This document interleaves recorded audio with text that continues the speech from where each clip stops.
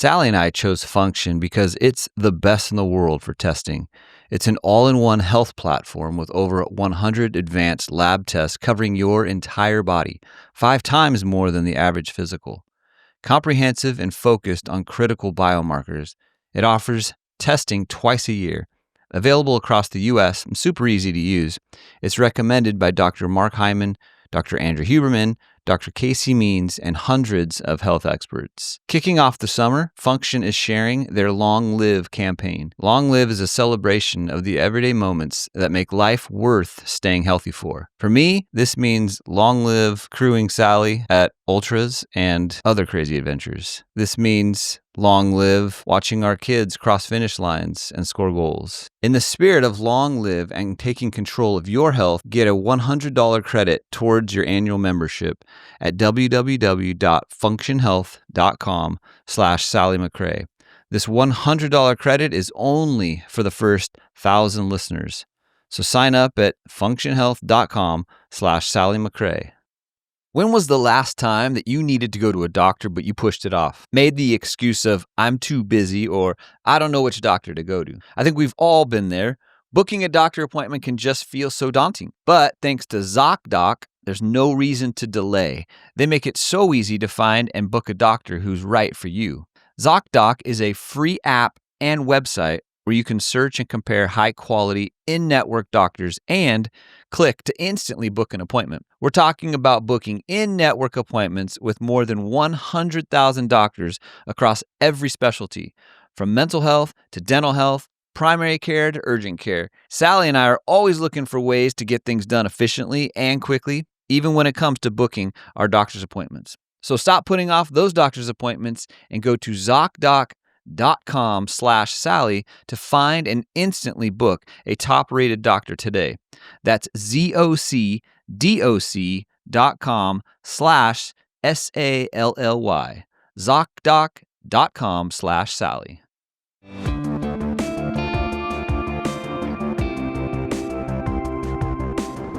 Hello and welcome to another episode of the Choose Strong podcast. I'm very happy that you have joined us today. It's been a while since Eddie and I have been on the show together.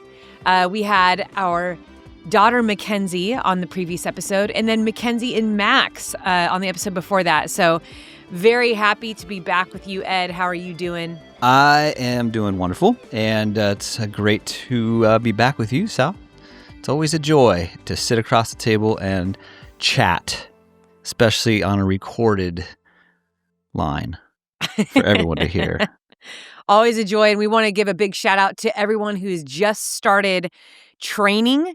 For those of you that have just slipped into the seat and started a long commute, either to work or maybe you're taking the kids to practice or to school. What is up, kids? It is great to see you and to be here with you on the podcast. I just want to share a quick little fun story. Really, this one is for our youth listeners to show you that anything is possible, including setting a Guinness Book of World Record. And that is what this Idaho man did when he decided to scoop as much water as possible from one container to the next in 30 seconds. Eddie, the title of this article got me, and I thought we got to share this with the kids. And it just got me excited thinking about what Guinness Book of World Record you and I could set together. I'm sure we can come up with something. Just based off that title, I'm sure we can come up with something. This is David, and I put in quotes, David Record Breaker Rush, okay?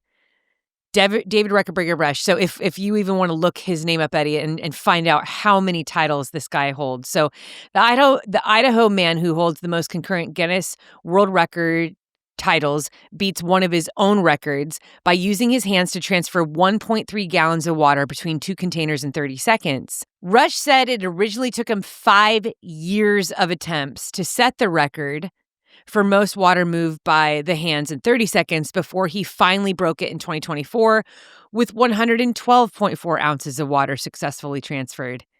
Rush said several of his early attempts were disqualified due to Guinness World Records rules violations, including his pitcher of water moving slightly and using a non-approved surface. Rush took aim at his own record and obliterated it with 172.5 ounces or 1.3 gallons of water moved.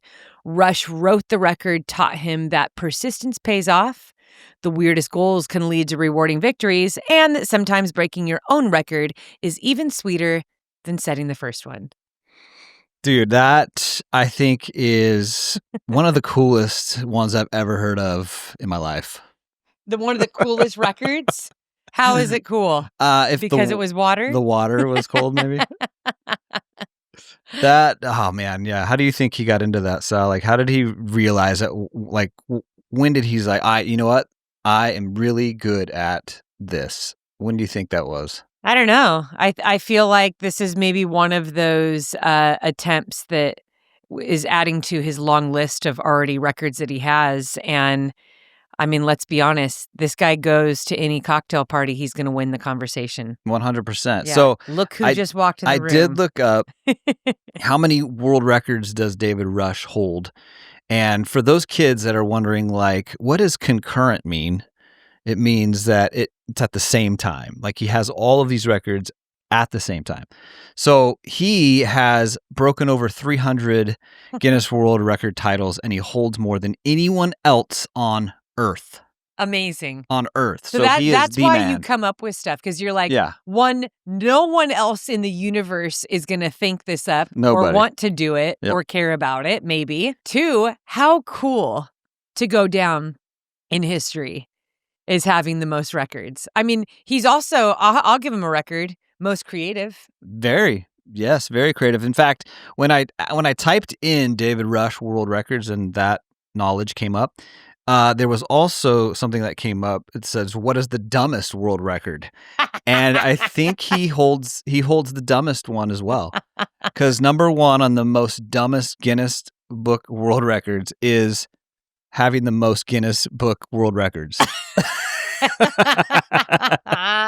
So he has the dumbest and the most. We need to look at exactly how you submit a record. Yeah. Because that's probably one of them that he came up with. Okay, so he's coming up with his own records to submit. Yeah. And then challenging the board. The board, yeah. With no one else can do this. Okay, so I just typed it in, and the dumbest came up, and there's six that I'm seeing the six dumbest Guinness Book of World Records. Number one, we can't touch. That's David Rush. You own that one. But I think number two, we can try. Strangest diet. Oh, that's okay. That's dumb. Very dumb. Strangest diet. Strangest diet. But I don't know. Strange is opinion. 100%. Yeah. That's like, I guess dumb would be too, but like. Yeah, like how do you judge that? Because I could say just eating oranges is strange. Well, just eating peas is strange. Right. I feel like culture to culture would be different too, right? Like, yeah. Does it say what it is or who has it? No, it just says strangest. Oh, okay. Number three, most rotations. I think we could do this one too. Most rotations hanging from a power drill in 1 minute. I think we could do that. I think that would be fun to at least try. Does he hold that one? No. These are just dumbest. That's I know, number but three. I don't think that sounds like maybe something that he would hold. Yeah, that maybe. Yeah, I think maybe. Okay, number four, farthest milk squirting distance. No, I don't think we can do that. There's no way that's a record. That's a record. Yeah. See, you know what? David Rush must be so fun to talk to. Oh yeah, 100%. You know what I mean? It's like, oh yeah, I could see this if he has any kids. You know, career week, kids go up in front of the class, talk about what their parents do. And he's like, well, my dad. Yeah. You know, and then all the kids are like, can you please bring him in and let him chat? And just listing what these records are is fascinating. Yeah. Oh, and hilarious. Gosh. Yeah. Anyways, yeah, that's. Go on. What's the rest of the list? So, number five, longest distance pulled by a horse. Oh. Longest distance pulled by a horse? Like, so if it's a person, like, are you pulled by a horse?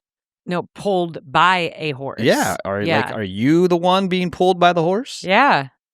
But I wonder if they are sitting on something. Is this on, like being dragged by a horse? Are you on a e-bike behind the horse?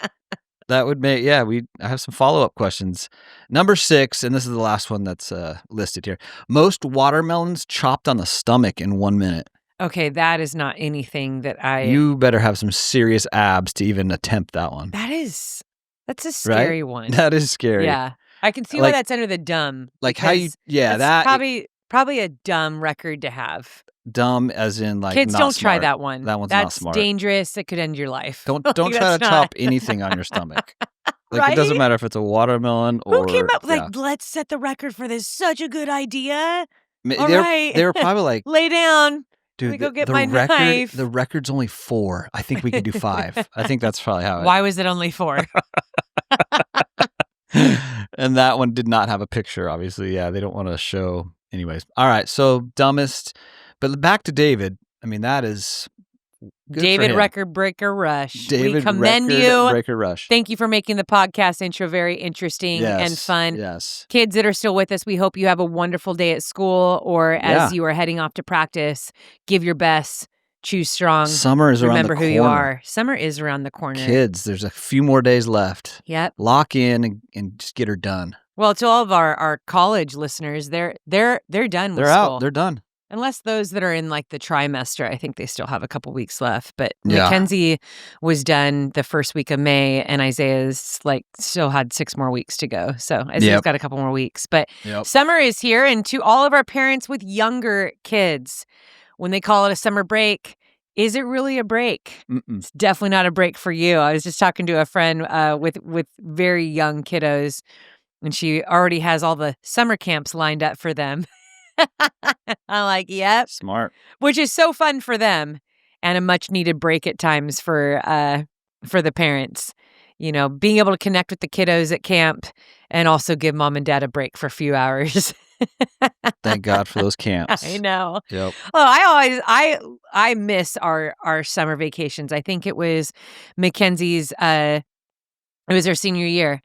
And we realized that this is it for summers as a family, for the most part, where just that cadence of, okay, we're going to school, you get your summer break, back to school, summer break, back to school. And you really look forward to those as a family. We always have planned. I mean, we've never taken huge vacations, but we grew up always taking the kids to Palm Desert or down to San Diego. Always have stayed close to home. Even doing stuff for a week, staycations were always like really fun. So, yeah. What do they say? You only get like 15 of those or 16 of those of summers with your kids. Yeah, and I think part of it is where you want to take advantage of where the kids actually want to spend time with you for a week. Yeah, I think that's why maybe you only get 15 because once they are in high school and college, they're either doing sports camps more often. Too busy. They're doing church camps and academic camps and the time with them becomes, it starts to lessen. And then they start driving.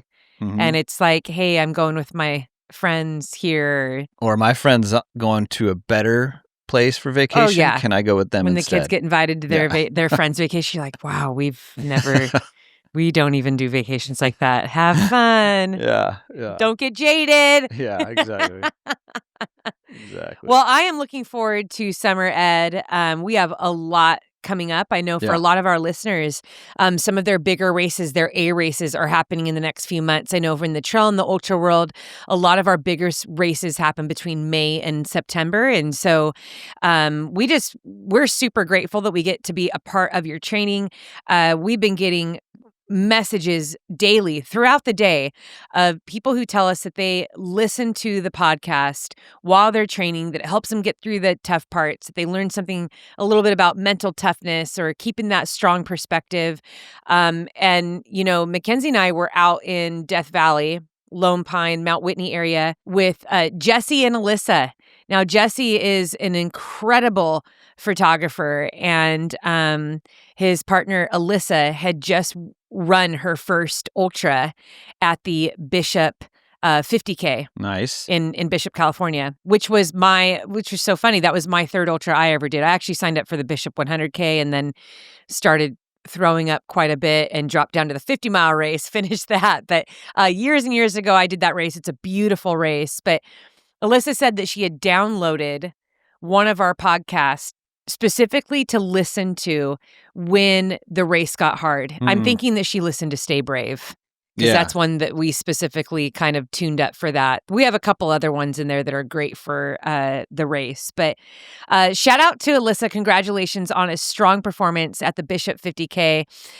Jesse and Alyssa are our brand new friends and also part of this project that I'm doing with Mackenzie called Let Her Fly. And yeah, we'll share more about that later. We can actually talk about that later. But I actually wanted just to highlight Alyssa, just a wonderful human, and say thank you for listening to us while you're racing. And thank you to everyone that does that. Yeah. I think one of our favorite things is just to imagine that we are running alongside you. If you're in the car, you like to listen to us when you're driving. We love that we get to be passengers with you. If you're doing housework or you're working in the garage in your little workshop there, I'm so grateful that we just get to keep you company. We get to laugh with you, and hopefully you'll find some encouragement and joy before the podcast is over. Yes. So that's a great segue, Sal, Mhm. into a review and some highlights of our listeners that, just like you said, listen to the podcast while they're training, while they're racing. So I wanted to highlight a few of those. So the first thing I want to read is an Apple review from Cali Rap. Cali Rap. Cali Rap. All right. When I say Cali Cali Rap. Rap, what song comes to mind when I think? Oh my gosh. I'm thinking of California Love. There it is. That's the one. That's exactly what I was thinking. How can you not be from SoCal? Cali Rap. Oh man, we had such good rap music in the 90s, early 2000s. I mean, here in SoCal, just some good stuff. Yeah. All right. So Cali Rap says, I can't say enough about how much this podcast has inspired me. It was the motivation I needed during my first trail race, the Mount Hollywood 12K, where I kept Sally's pass gap and Barry mantra in my head the entire time. Not only did it push me to stay strong, but it helped me place first in my age group. This podcast has also given me the confidence to sign up for the Great Race Half Marathon. My first trail heavy half. The insights, the encouragement, the mindset shifts that I've gained here have truly been a game changer. And if you're looking for inspiration, whether for running or life in general, this is it. California love. Cali Lap. I love that so much. And you said Cali Lap? No, Cali Rap. Okay, when I was thinking of that too, I just feel like so many of our restaurants here, there's always something Cali on the menu. So I was thinking of like a Cali Wrap. Oh, yeah. I was literally thinking of like a chicken wrap or a Caesar wrap, and then there's the Cali wrap because we have Cali burritos, Cali sandwich, like everywhere. There's always something Cali, and so that's actually what I was thinking. California burritos are really good because the best. It has fries. Yeah, or potatoes. Inside. Yeah, fries or potatoes inside. Like that just merged like two of my favorite worlds ever. Well, when Mackenzie and I were recently in Mammoth, just last week, I took her to the New York Bagel Company right there in Mammoth Village, which is my favorite place. Wait, is that where I got that burrito? Yeah, and I tell everyone to get the Mammoth burrito. But I love it when in California people and it usually has potatoes or fries in it. That's why it's so good. But when I was training for the Mammoth, when I was living out in Mammoth, that I would get that almost every morning, and a lot of times I'd bring the other half with me in my pack because it's so big. I remember that. Yep. But yes, highly recommend. If you are going to the Mammoth Trail Fest this September, we hope to see you there. And Eddie and I, we're not doing it this episode, but we are going to be giving away some entries. So if you did not get into the race that you wanted to for the Mammoth Trail Fest, stay tuned for more details. But I love pushing out Tim Tollefson's weekend. He has added the Mammoth 200, which is just 3 days after the Trail Fest ends. So there's a little bit of a break in there. So I hope to see you at either one of those races. Mammoth is one of my favorite places in the world. Obviously, it's right there in the Eastern Sierra. It is... yeah, a place I wish I could live, honestly. But you got the JMT Trail, John Muir Trail right there. We have Death Valley is right there. Lone Pine. I love the little city of Lone Pine. We got Mount Whitney. How many of our listeners are planning on climbing Mount Whitney anytime soon? It's all there. Yeah. And then Mammoth Mountain. It is such a great time. So if you do head out for the Mammoth Trail Fest, make sure that you insert a couple extra days where you can just get around those lakes. There's lakes everywhere. Get in some good hiking. hiking. It's such a great weekend for the entire family because they do kid races. There's a lot of great places to stay. And really, if you are staying in the village, if you drive out, 30 minutes, 45 minutes in any direction, you're going to get to somewhere really beautiful and new. Yeah. I mean, there's June Lake there. There's the Mono Lakes. There's the craters. I could go on. Convict Lake. Lake There's Mary. the Glass Mountains. Yes.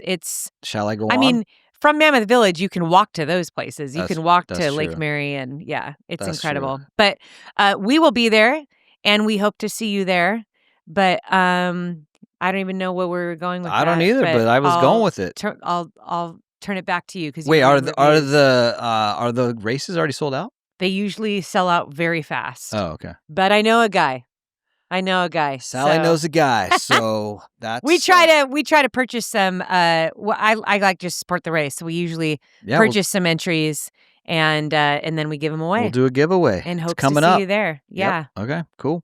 Okay. So the first highlight I want to share is Chris Taylor. Chris Taylor is from our Chew Strong Strava group, and he posted the UTA 100. Oh, awesome. That's in Australia. Yes, it's in Sydney. And he said it was his first 100K. And he said the podcast got me through many training runs and the race. Oh, I love that. So 64.7 miles in 14 hours. And Chris Taylor, well done, dude. Well done. That's well done, impressive. Chris. Yeah. That's a good race. There's some sections on there where you can really run, and then there's a lot of climbing, and the environment and terrain changes quite a bit. I've never done a race in my entire life that required so much gear. Yeah. Has the most required gear of any race I've ever done. Really? Yeah. But it's like at one point, once the sun drops, you have to wear like reflective gear. And I don't know if this person was joking with me, but it was Australian. But he was like, "Oh, it's because of our spiders." No way. Yeah, they have gnarly spiders in Australia. Like they have some gnarly, creatures there. Australian runners are gritty. They're strong. And I've always wanted to go back and fit in and do that race. I did have a redo at the race. I did do the race back in, I think it was in 2017. But unfortunately, I probably shouldn't have gone to that start line, but we had a very beloved family member pass away about a week before the race. And I had a very hard time, I say, within the first 1K. I had a lot of obligations, media obligations, sponsor obligations. There was multiple reasons why I needed to be there, but racing was, I think I ended up walking the last 12, 14 miles and just was like, we're just going to finish this and I'll come back one day and, have a better go at it. But if you have a chance, if you're one of those persons that loves to travel to race, which is one of my favorite things about trail running because it takes you to some of the most beautiful places in the location that you're traveling to. Yeah. I highly recommend that race. And they do the whole weekend is so fun. From their expo to the entertainment that they put on the couple nights before, just that whole area, the Blue Mountains, are just beautiful. And their accents. Oh, yeah. Americans Amazing. And love Aussie accents. Amazing I accents, yeah. I'm telling you right now, if there was a trail that had a bear on it, there was a grizzly bear. Sure. Another trail had a mountain lion. Another trail had spiders. Yeah. I'm probably going either mountain lion or bear. I could probably get away from them, but spiders you mentally really hate spiders. cripple me. They cripple me. Yeah. I mean, I have friends that are like that. They say that about snakes. Really? I'm like, don't ever run in SoCal trails then. Like, yeah, snakes don't bother me. A solid spring, summer for me, I will see at least 50 rattlesnakes.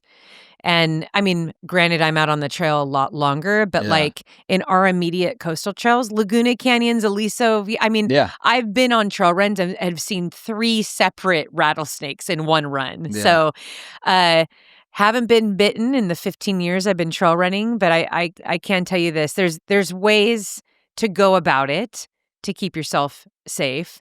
But I know people that are like, "I don't even care. The sight of it, I will never run on a And trail I if mean, there's some a." of those videos that you've sent me, it looks like that snake was in the bushes, ate a bear, and then came up on the trail. That's how big some of these were. There have been some pretty big ones, Thick. yeah, but I feel like the bigger the snake, honestly, the less of a threat.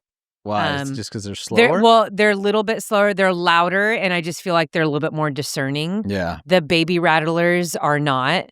They're tiny, you don't see them, and they don't know how to True. release their venom as well, so, I think those are probably the scariest. So that, the I guess we're in that season, but the quick tips on that are, 1, try like, don't run with music. In spring, especially, because that's where you're gonna get a lot of overgrowth, and so we get that here on our coastal trails, like, all the flowers out, all the bushes and the wild shrub, I mean, everything is overgrown, and so in some of these things grow overhead. I Yeah. mean, we get 6, 7, 8 feet. There we got the wild flowers and so your footpath is sometimes only, like, 10 inches wide, Mm. and when I hit sections like that, sometimes I just turn around. Other times I just like I make I might whistle or say something a few times just to kind of make noise. But I stick to the center of the trail as much as possible, and then I'm constantly looking from right to left, down the path, right to left, down the path, to make sure that it's safe. On weekends, yeah, you're gonna be a lot safer because, yeah, More those foot those traffic. snakes don't, yeah, they're not waiting. I think some people think that snakes are, like, hiding behind a rock, Like a like, "Here he cartoon. comes. Yeah. Here he comes. He's not paying attention.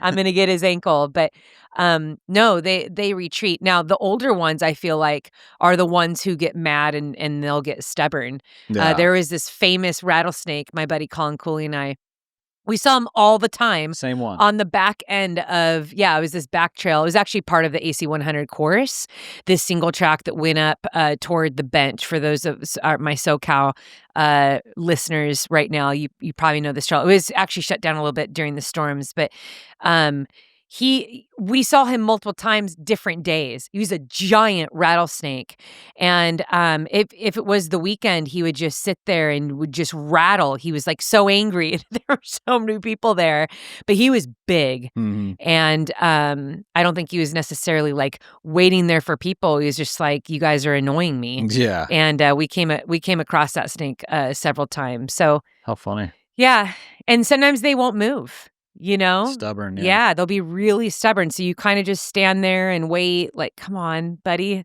you know, "go away." Other times you kind of I like to stomp my feet, create vibrations in the ground, Yeah. and sometimes that'll make 'em Move 'em move, but along. yeah, if you are afraid of snakes, the chance of being bitten is extremely rare. Mhm. Although I did have a Facebook, Instagram connection of a woman like 10 years ago who had gotten bit. I think she got bit twice. Oh, jeez. Horrible. And she was in the hospital, and it was really, really terrible experience. That's one Yeah. in all my years running that I've heard of that. And so I think the more that you are out in nature and you start to understand how important it is to be aware of animals, take some time to study about animals in your area. I do this every time I go somewhere. I look up what predatory animals are in the area, or if I encounter certain animals or snakes, like what's the best course of action? Like, how should I proceed? What should I do? You start to just build confidence, and I think that your respect starts to increase too. Mm. So, when I was much younger, I'd say, college, I'd never think to bring my phone, or just you never think anything bad's gonna happen to you. Like, you Yeah. just don't think that way. Yeah. When I became a mom, that stuff started to change, but I think also being so involved in the outdoor community, you see some of the best, most skilled, experienced outdoorsmen make mistakes, Yeah. and sometimes it costs their life. And so it just really increases your respect for what you get to do out there, but also the importance of gaining knowledge, like increasing that knowledge. And that's so easy to do, especially in today's world. I mean, if you're really concerned about something, research it. Yeah. If you really hate something, or you're fearful of something, or you're just you really worry and have that anxiety, that's okay. But don't let it keep you from trying something that you love. And I know for me, I have a very deep fear of mountain lions. But what has always helped me, I've done so much research on mountain lions. Yeah. And when I was even out in Mammoth, I talked to a lot of people about mountain lions and rangers, and I did a lot of research. And it was unfortunate when I was living in Mammoth. Just a couple months before that, these brothers had been attacked. One of them died from a mountain lion up near the Western States course. And that was the first time I think that it happened in over 20 years, maybe. And it was on my mind every single day that I was running in the mountains. So I think it's, just to be vulnerable with you, I have fears. I just don't let them dictate what I do. It just makes me, I stay aware. I bring what I need to bring, and I make sure that I stay up to date with sightings. Because a lot of times mountain lions here, at least, they're tagged. Yeah. And so you're able to kind of stay up to date with animal activity. And I don't think that when we become trail runners, those aren't the first things we think about. It's just, what's the coolest trail to run on? Like, where could I go? And then for people that are fearful, they just sit in the fear and they don't understand that, like, no, you can do a ton of research that will help relieve that fear, that'll help you understand, like, here's a good time to run on that trail. Here's what you should bring. Here's what you should be aware of. And then should you encounter, in that very rare case, this is how you should act. And that's given me the confidence to run, to run all over the world. But to say that I'm fearless or that, that I'm not afraid of anything, that isn't true. I think you can be brave and courageous and still have fear. But knowledge is king, and you gain in knowledge and wisdom in these things, and that's how you become unstoppable. Yeah. So I was just thinking, as you were sharing that, I have some good trail stories that I haven't shared, I don't think, with you since. From personal experience? Yeah. Crewing in the middle of the night? No. So about a month ago, when I went down to Tucson, Arizona, to watch Mackenzie race, I was there for, I think, a couple days, and I said, you know what, I'm going to get out and run a few miles, and I'd like to I'm a creature of habit. Like, I'll go and run the same, 3-4 mile, like, I know, out and back at the beach where it's comfortable, it's safe. I know where I'm going. I know when to turn. Right. You're like with your clothes too. Yes, yeah, exactly. Creature of habit. So I said, you know what, I'm going to venture out today. And I'm going to go run, and I'm going to go run somewhere new. So I looked on the All Trails app. Yes. So I go on there. It's a great app. Yeah. I went on there and I'm like, you know what? I'm going to go run a couple miles in Tucson. And it was really hot. It was like in the 80s this day. And I looked it up and looked like a great, substitute for my beach run. My beach path run, because it, on the app you can click and you can see the map and stuff, and so it was like this path, that went kind of paralleled this little river. So I was like, oh sweet, like I'm gonna go and run by the river.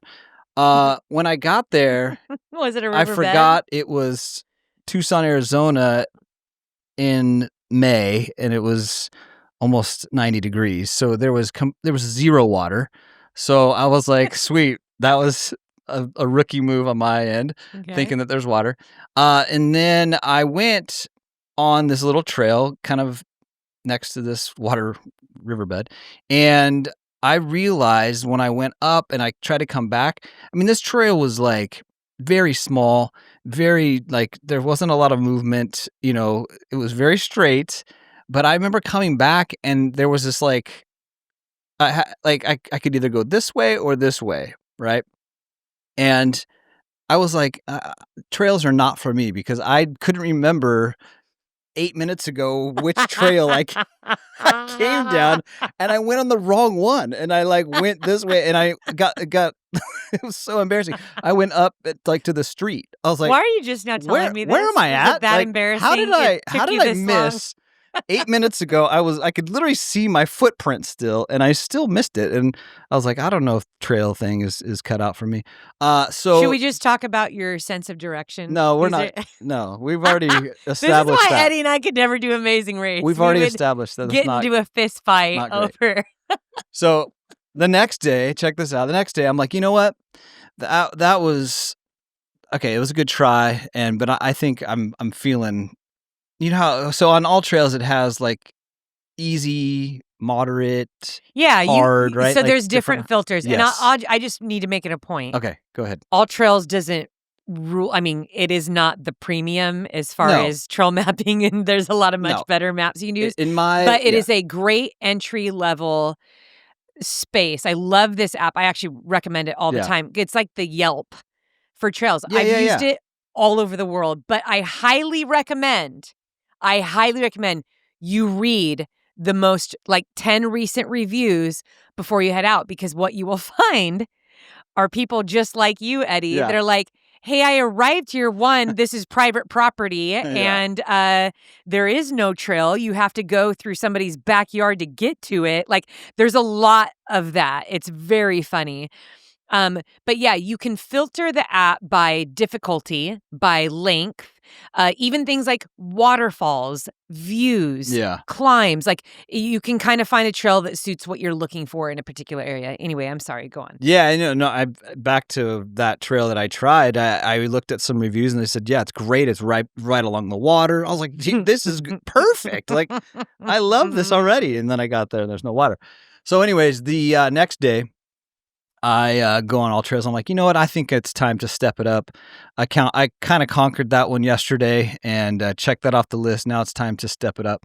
So I decided to drive a little further. It was 15-minute drive to the base of the mountain that's in the Arizona Monster 300. You know, the one Yeah. that caused a lot of Yes. people to DNF. That one. That's the mountain I need. I think I'm going to tackle that one. But this is also before the Arizona No, Monster, this was right? Was this after. after? Oh, This okay. was after, I so I was love that you were feeling it. like, "That's the one I should I was go like, to." I could take it on. So I parked there, and again, this is the next day, and it was actually in the 90s um, in Tucson. And so I said, you know what? There's nobody else in this parking lot at this huge trailhead. So I said, perfect. I'll be out here by myself. So I parked, and I started on this trail. Mhm. And This is very interesting. I was going up. I only saw, probably 5 minutes in, I saw a lady that was hiking down, and she says, "Oh, it is so hot." And I said, "Yeah." And I was 5 minutes in. I was like, "Yeah, well, it's not a big deal. Did It's you not have that hot." water with you? So, anyways, as I was going, Wow, I've taught you nothing. dude, it's really, so as I was going, and I want to say this was like the moderate or medium, whatever they classify it as, trail. And so I started going. This is the base of that mountain that I was talking about from the Arizona Monster. So I started going. It was. Let me just say it was challenging because I had to stop so many times because I had no sunscreen, no water, no real direction. I had Road Pegasus on. I had I was like, and it's funny because I thought to myself, I was like, what a rookie move. Sally's a pro ultra runner forever. I'm married to her, and I've missed all of the advice that she's given me.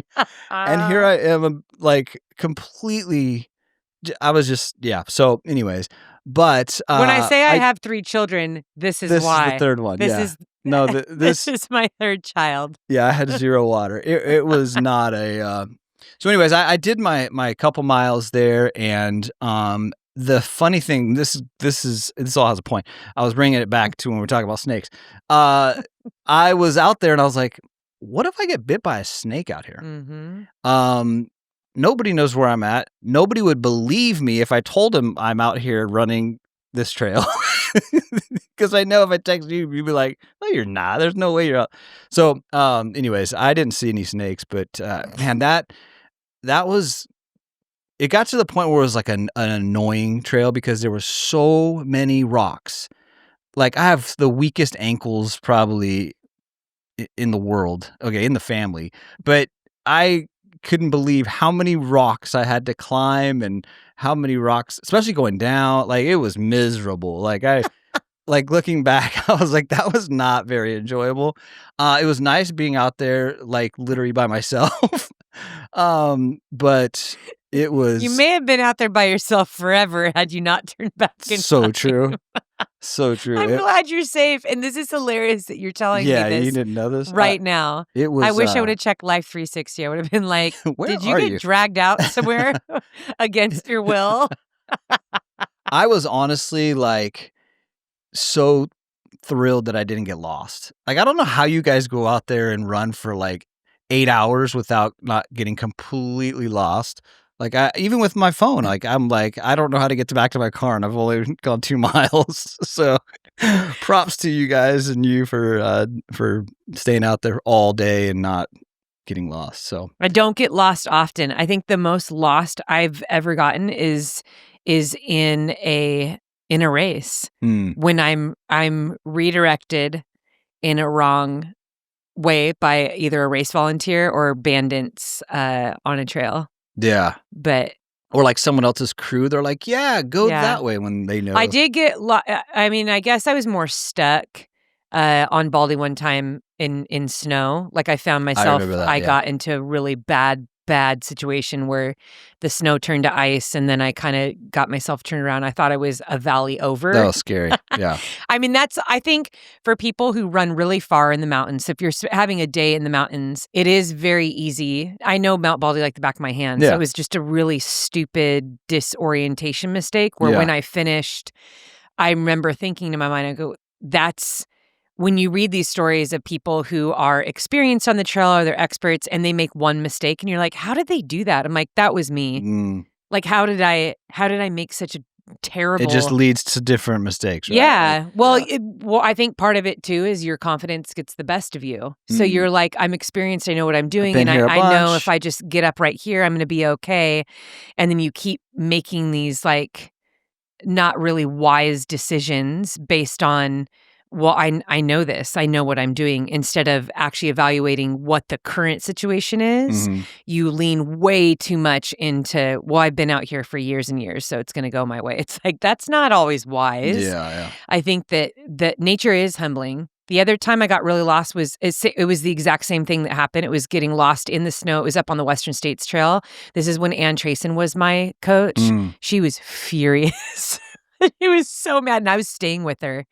And She I was ended up mad being because- I was gone for like 5 extra hours, no phone reception. So she Oh. was, my relationship with Ann Trayson was very much like mother-daughter. So yeah, she would talk to me that way sometimes. So and she was like, she was safety-wise, afraid. like, yeah. She was afraid, upset.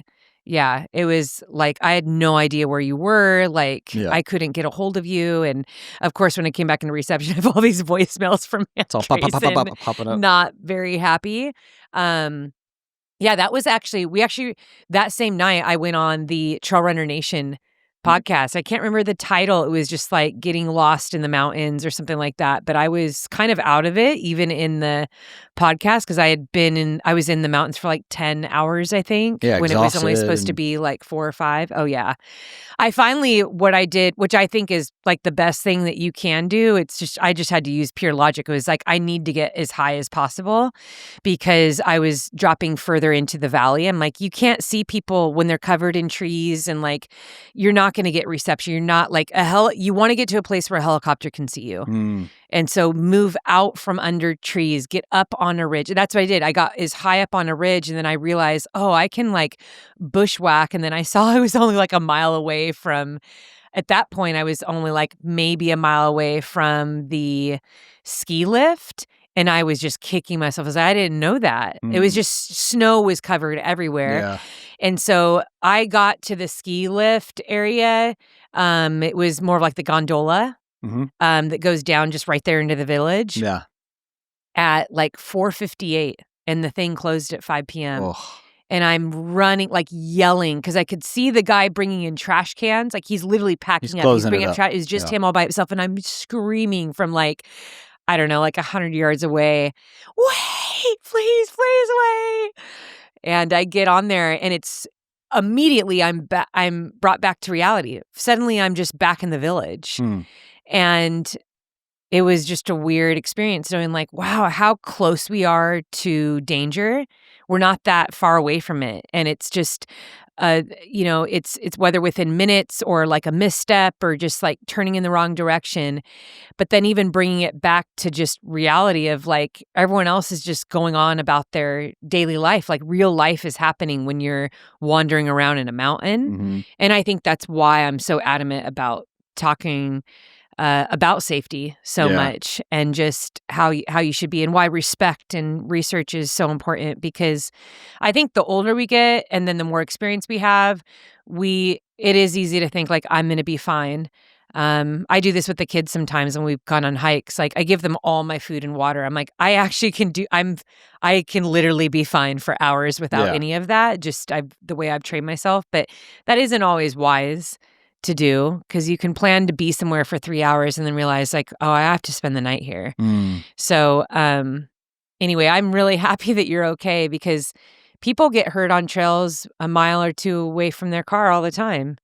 And and you're right, it could be twisting an ankle or just heat exhaustion, which turns a heat stroke, or getting lost. I mean, you hear about that on the AT trail all the time. Like it could be lost for weeks and really they were only 100 feet from the trail. Yeah, that's crazy. Like that's wild. And I think too, doing the research on just different types of trails, like East Coast trails are way different than West Coast trails. Yeah. But you're fine, you're back, and I'm glad that you've had your first real experience on trail running, and we got to get you back out there with a good pack and supplies. Ugh, I don't know. Yeah. I don't know. Anyways, I don't know how we got sidetracked. We were talking about Chris Taylor in his first 100K. So back to Chris. Well done, Chris. Yeah, we applaud you. 30 minutes later. All right. Hey, we have some people out for the long run today. We actually have people racing right now that are like, hey, I'll take it. Well, yeah. I'll take the conversation, and maybe that will perk up our trail runners or our road runners to always be on the lookout. Make sure you have what you need. That's and keep doing your research. That's right. All right. The next one I have is from the Facebook group. It's from Jessica Espinoza. And Jessica has a picture, and it says, helped a friend complete her first half marathon ever. We had yellow flag weather. Humidity is a beast, but we conquered. So, Jessica, props to you for helping a friend complete her first half marathon. That's pretty sweet. That's a good friend. Jessica is a good friend. She will help complete someone else's half. I love that. Right? Isn't that awesome? When you said the yellow flag weather, I was thinking like yellow hat. Like yellow runner? Like they had a yellow flag up. Oh, man. That's crazy, though. I mean, I think that, just kind of going off what we were saying, yellow flag weather is not ideal. Yeah. And sometimes that keeps us away. So big props. Yeah. So congrats to Jessica and friend. All right. Last one is from the Chew Strong Strava group. It's from Katie Bays. Katie Bays says, guys, in all caps. And 3 exclamation points. I just ran 3 miles for the first time ever. Well, in at least 23 plus years. My first 5K is this Saturday, and I can't wait. I'm down 27 pounds, and I just ran 3 miles. Wow. When I started in December, I could only run for 30 seconds. Oh my gosh, that's incredible. This is a huge accomplishment. Huge accomplishment. Yeah, that's wonderful. Thank you for sharing that with us. Yeah, Katie crushing it. 3 miles. Awesome. We're proud of you. 30 seconds to 3 miles? That's a big improvement. That's huge. In 6 months? Yes. Yeah, that's amazing. And dropped 27 pounds. To go to her first race. Yeah. And I hope we get the I'd love to hear how that race goes. The update. Katie, let us know how it went. I'm sure it went well, but let us know. Let us know the 5K. All right. So that is all the wonderful highlights that I have to share today. Again, if you are in the Chew Strong Strava group, it's a great place to share your wins and show everybody what you're doing out there, and it's fun to share them. Yeah. All right, so this is one of my favorite segments of the show, and as you guys know, it's called Sally Says. Sally Says, we have a great question today for you. A common question, but this is a specific question that came in. It says, my weekly mileage is 45 miles. Solid. I've ran 2 marathons in the past, but now I want to do a 50-miler next year. What should my weekly mileage be? Wonderful question. I would need to know more information. I'm just going to say that right off the bat in order to answer this in a specific way to whoever wrote it in. Yeah.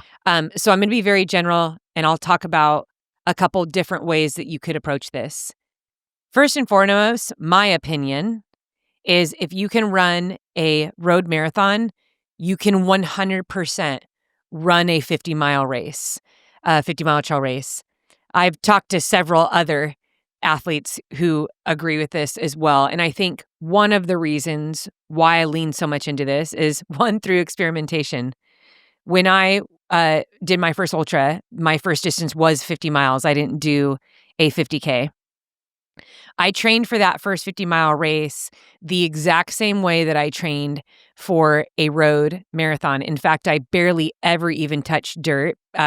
This was also at the time where I was actually very afraid of running on the trails. My kids were really little. Isaiah and Mackenzie were babies still. And so I just kind of trained in a way that I knew how. The only thing that I swapped out was I had 2 extra long runs, and those extra long runs were 30 miles. And one of them I did in a torrential storm, and the other one I did in heat. And then I did the American River 50. I had a great race. My biggest downfall was a lack of knowledge on nutrition. So because I did that experiment, what I found was that my body was more beat up and more sore after a road marathon than it was in a trail 50. And the reason why we experience this is not so much because of the surface, but because of the different positioning of your body. So you get breaks throughout trail races. You're not just pounding in the same position on the same surface the whole entire time, which that's where a lot of the soreness and fatigue comes from. And on a trail, you might climb and then you'll descend and then you're moving laterally side to side over technical stuff. And then you're running on flat and then you're pausing in an aid station. I mean, there's a lot of different things that your body is doing, and it's getting a break from just running flat. And then it's getting a break from hiking, from power hiking up a hill. So I think that the other thing that I believe is that if you can cross the finish line of a road marathon, which does not have as much of a time block as you do on a 50-mile, a lot of these 50-mile races have 12, 13, 14, 15, 16 hours to complete them. And a lot of that also has to do with how much climbing is in it. But when you break that down, it does come down to a solid power hike per hour. Mm-hmm. So a lot of the 50-mile races allow you to move at 3.5 miles per hour. I mean, that's just a good fast walk. And so that's another reason why I think it is way more attainable than people think. Obviously, training for a 50-mile trail race, I know most people want to run that as much as they can. But the truth is, if you're doing it in the mountains, there's great strategy in learning how to power hike well. And so I think that's a great part of your training. Cross training is really powerful. So this brings me to my first main point in all of this. I think it was good for you to hear some of that background, because when an athlete comes to me and said, this is what my weekly mileage, I look at just the sum total of their movement, of volume, of time on feet. So whether that is on a stair mill, uphill power hiking, on a treadmill, elliptical, bike, all of that matters in ultra running, because you have to learn how to be on your feet moving for many, many hours, not just 3, 4, 5 like you do in a road marathon. We're talking 6, 7, 8, 9, 10, 12, 14 hours to finish these races. And so your overall fitness is actually what matters the most, not your weekly mileage. In fact, a brand new athlete to ultras, I always train them in hours. I don't train them in miles unless they are a well-trained seasoned runner and they are immediately trying to come into the trail scene as a competitive athlete. They're trying to do it professionally. And so then we work, I'm going to fashion that training program a little bit differently. And so If you wanted to continue running 40 to 50 miles a week, and training for a 50 miler, you 100% can do that.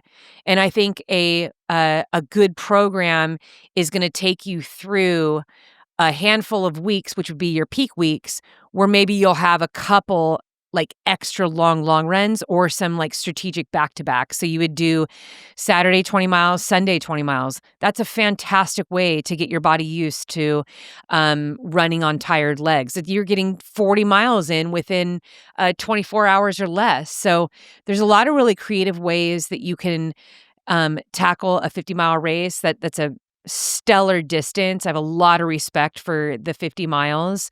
I know that all the craze right now is, the 100 and the 200, but I'll tell you what, anytime you're moving past that marathon distance, anytime you're taking your race onto trails or into the mountains, it's a whole new ball game. Because I've seen people who crush sub 3-hour road marathons and not fare too well on the trails when they think that they can race it the same way on the trails. There's a lot of variables that go into that. And the biggest part is learning how to be with your brain for that many hours at a time doing one thing. So, can you do a 50 miler next year? Yes, you absolutely can. What should your weekly mileage be? I wouldn't focus on weekly mileage. I would focus on your sum total hours of movement each and every week. And I'm very specific, knowing that you are a beginner ultra runner. So I would answer this question probably a little bit differently if someone was like, hey, I'm trying to get a 6-hour 50-mile race PR. Can you help me do that? That's a totally different conversation. But if you are moving from the marathons, you want to try this 50-mile race, focus on time on feet, and you'll surprise yourself. You're going to get to that finish line. So there we go. Sally says, if you could run a marathon, you can run a 50-miler. Absolutely. Done. All right. I think I'm going to sign up for a 50-miler. And not a 50K? Skipping straight to the 50-miler. I'm here for it, and we've had a lot of feedback about which race you should do first for your ultra in 2026, Eddie. Yeah. So stay tuned, friends. I'm glad everybody else has my my future planned out for me. That's usually what happens. Usually you keep talking about it, and so we're just trying to nudge you in the right direction. Spring is finally here, the sun is out, and the winter is behind us. And if you're like me, you're craving a little fresh energy and focus as the seasons change. Well, Mudwater provides that natural boost. Mudwater is not your average cup of joe. It's a cozy mix of cacao, chai, turmeric, and adaptogenic mushrooms to help you feel focused and balanced, not wired. And if you're a matcha lover, their matcha starter kit is a must-try. It's the perfect way to step into clean energy with matcha's calming, focused boost. My daughter got me hooked on the taste of matcha about a year ago, and I have to say their matcha is the best that I've ever tasted. Another great thing about Mudwater is every single ingredient in their products are 100% USDA certified organic, non-GMO, gluten-free, vegan, and kosher. There's also zero sugar and no sweeteners added. And if you don't want the caffeine, there are caffeine-free blends available too. So, are you ready to make the switch to cleaner energy? Head to mudwater.com and grab your starter kit today. Right now, our listeners get an exclusive deal up to 43% off your entire order, plus free shipping, and a free rechargeable frother when you use code STRONG. That's right, up to 43% off with code STRONG at MUDWTR.com. After your purchase, they'll ask how you found them. Please show your support and let them know that we sent you. Keep your energy natural and refreshing all year long with Mudwater, because life's too short for anything less than clean, delicious energy. All right, so Mackenzie's home, obviously. You guys went out last week for a few days, we mentioned earlier, to Lone Pine, Death Valley, Mount Whitney area. Had some mother-daughter time, and share a little bit about what you guys did out there, how it was, before we get into some other stuff. Yeah, I mean, really, before I even talk about being with Mackenzie, our friend Jesse Cornelius, Yes, who is a phenomenal professional photographer. Mm. He typically works with like big brand shoots, commercial shoots. Yeah. His work is beautiful. You're seeing it right now on the screen as I talk. You can see some shots from him, not even all ones that were from our shoot. But Jesse and then his girlfriend Alyssa were traveling. They knew they were going to be traveling out to California from Idaho for the Bishop High Sierra Ultra races weekend. And he has been contacting me, I want to say, for almost a year, wanting to shoot with me, which this is a common request that I've gotten. Eddie, you know, as my manager, that, you know, sometimes creatives will reach out and be like, hey, let's collaborate on a project. I think people also know that I myself love projects and I love creating content that's beautiful and real and raw. Like that's just, whether it's in film or photos, I love collaborating with creatives. I have a great appreciation for artists and what they do. And so, you know, this has been something that's happened in the past, and it just never, like, timing never seemed to work out. I think Jesse was trying to do it at different times. And then kind of like the last shot was like, hey, well, I'm going to be out there. Like, I'll be out there so close to you. Like, let's see if we can do something. So Jesse and we started talking, and then I got injured, and which I'll talk about my injury in a little bit. But it just kind of came to me that, like, while Mackenzie's coming home and Mackenzie's starting to build and create things for herself. Mm-hmm. And I've told her, I was like, I would love to help you and be a resource to you and help you dream and help you go after these things. I want to support you in whatever it is that you're dreaming up. And there is this like passion project that I've had in the back of my mind for a while. But it's one of those things, and I know listeners, you can probably identify this. You have this idea, and when it's in your head, it kind of sounds crazy or it feels impossible because you know that there's so many other variables that need to come together in order to execute it. And sometimes the biggest variable is resources, it's finances, it's knowing the right people, it's timing, it's having even time in your agenda to do it.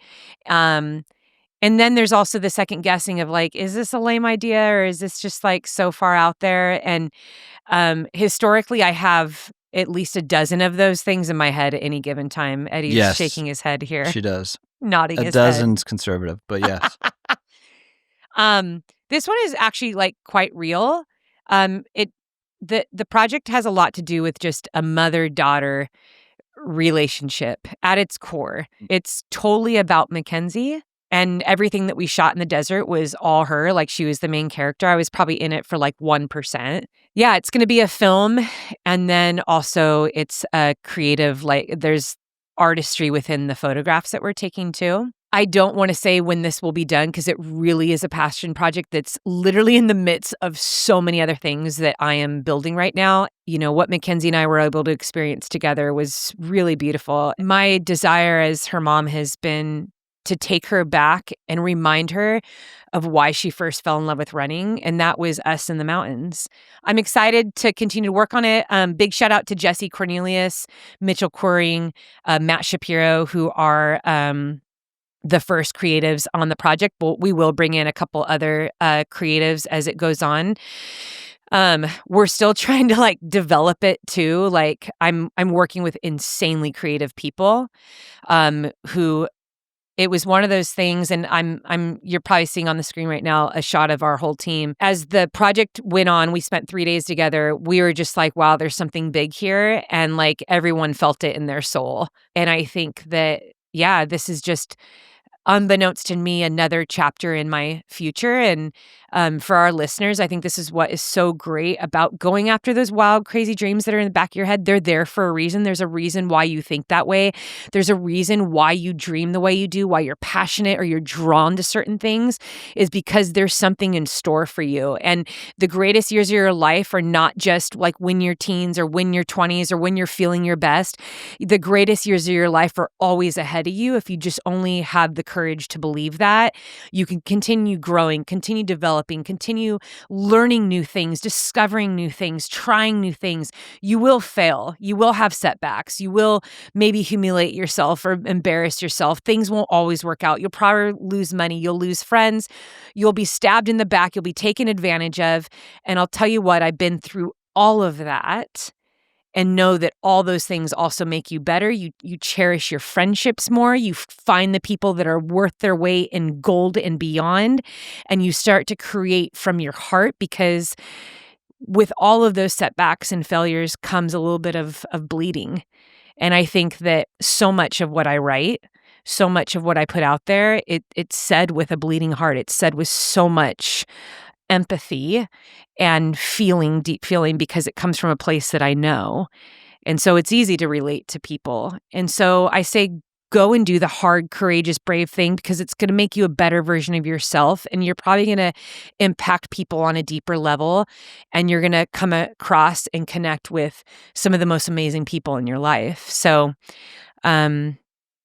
yeah, there you have it. Wow. All right. That was very, very good, very deep, very even like I'm connected to this project in a way because you and Mackenzie are involved, but just listening as if I was an outsider, I was drawn in. I liked it. It was good stuff. Thank you.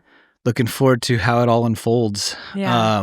All right. So let's switch gears a little bit and take us back about a couple weeks ago to your first real kind of major injury in your career for the past 10 plus years, trail running, mountain running. You finally have succumbed to the pain of an injury. How did it happen? What happened? Yeah. It's really funny me talking about injury, because Eddie, you and I have discussed injury on the podcast many, many episodes from people writing in. Yeah. When I do live Q&As, injury and illness is always one of the top 3 questions that people bring up to me. Mm-hmm. And then when I do live meet and greets, that's also something that people bring to me. Sometimes it's permanent injury.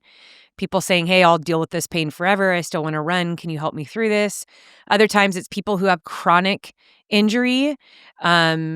And then people who are either chronically ill or just like, it's every season I get sick. Like I feel like I've existed in this in this topic for a very long time. But it has been over a decade since I myself have been injured. And I like to say some people have run streaks. I've had an injury-free streak, and I was really proud of that.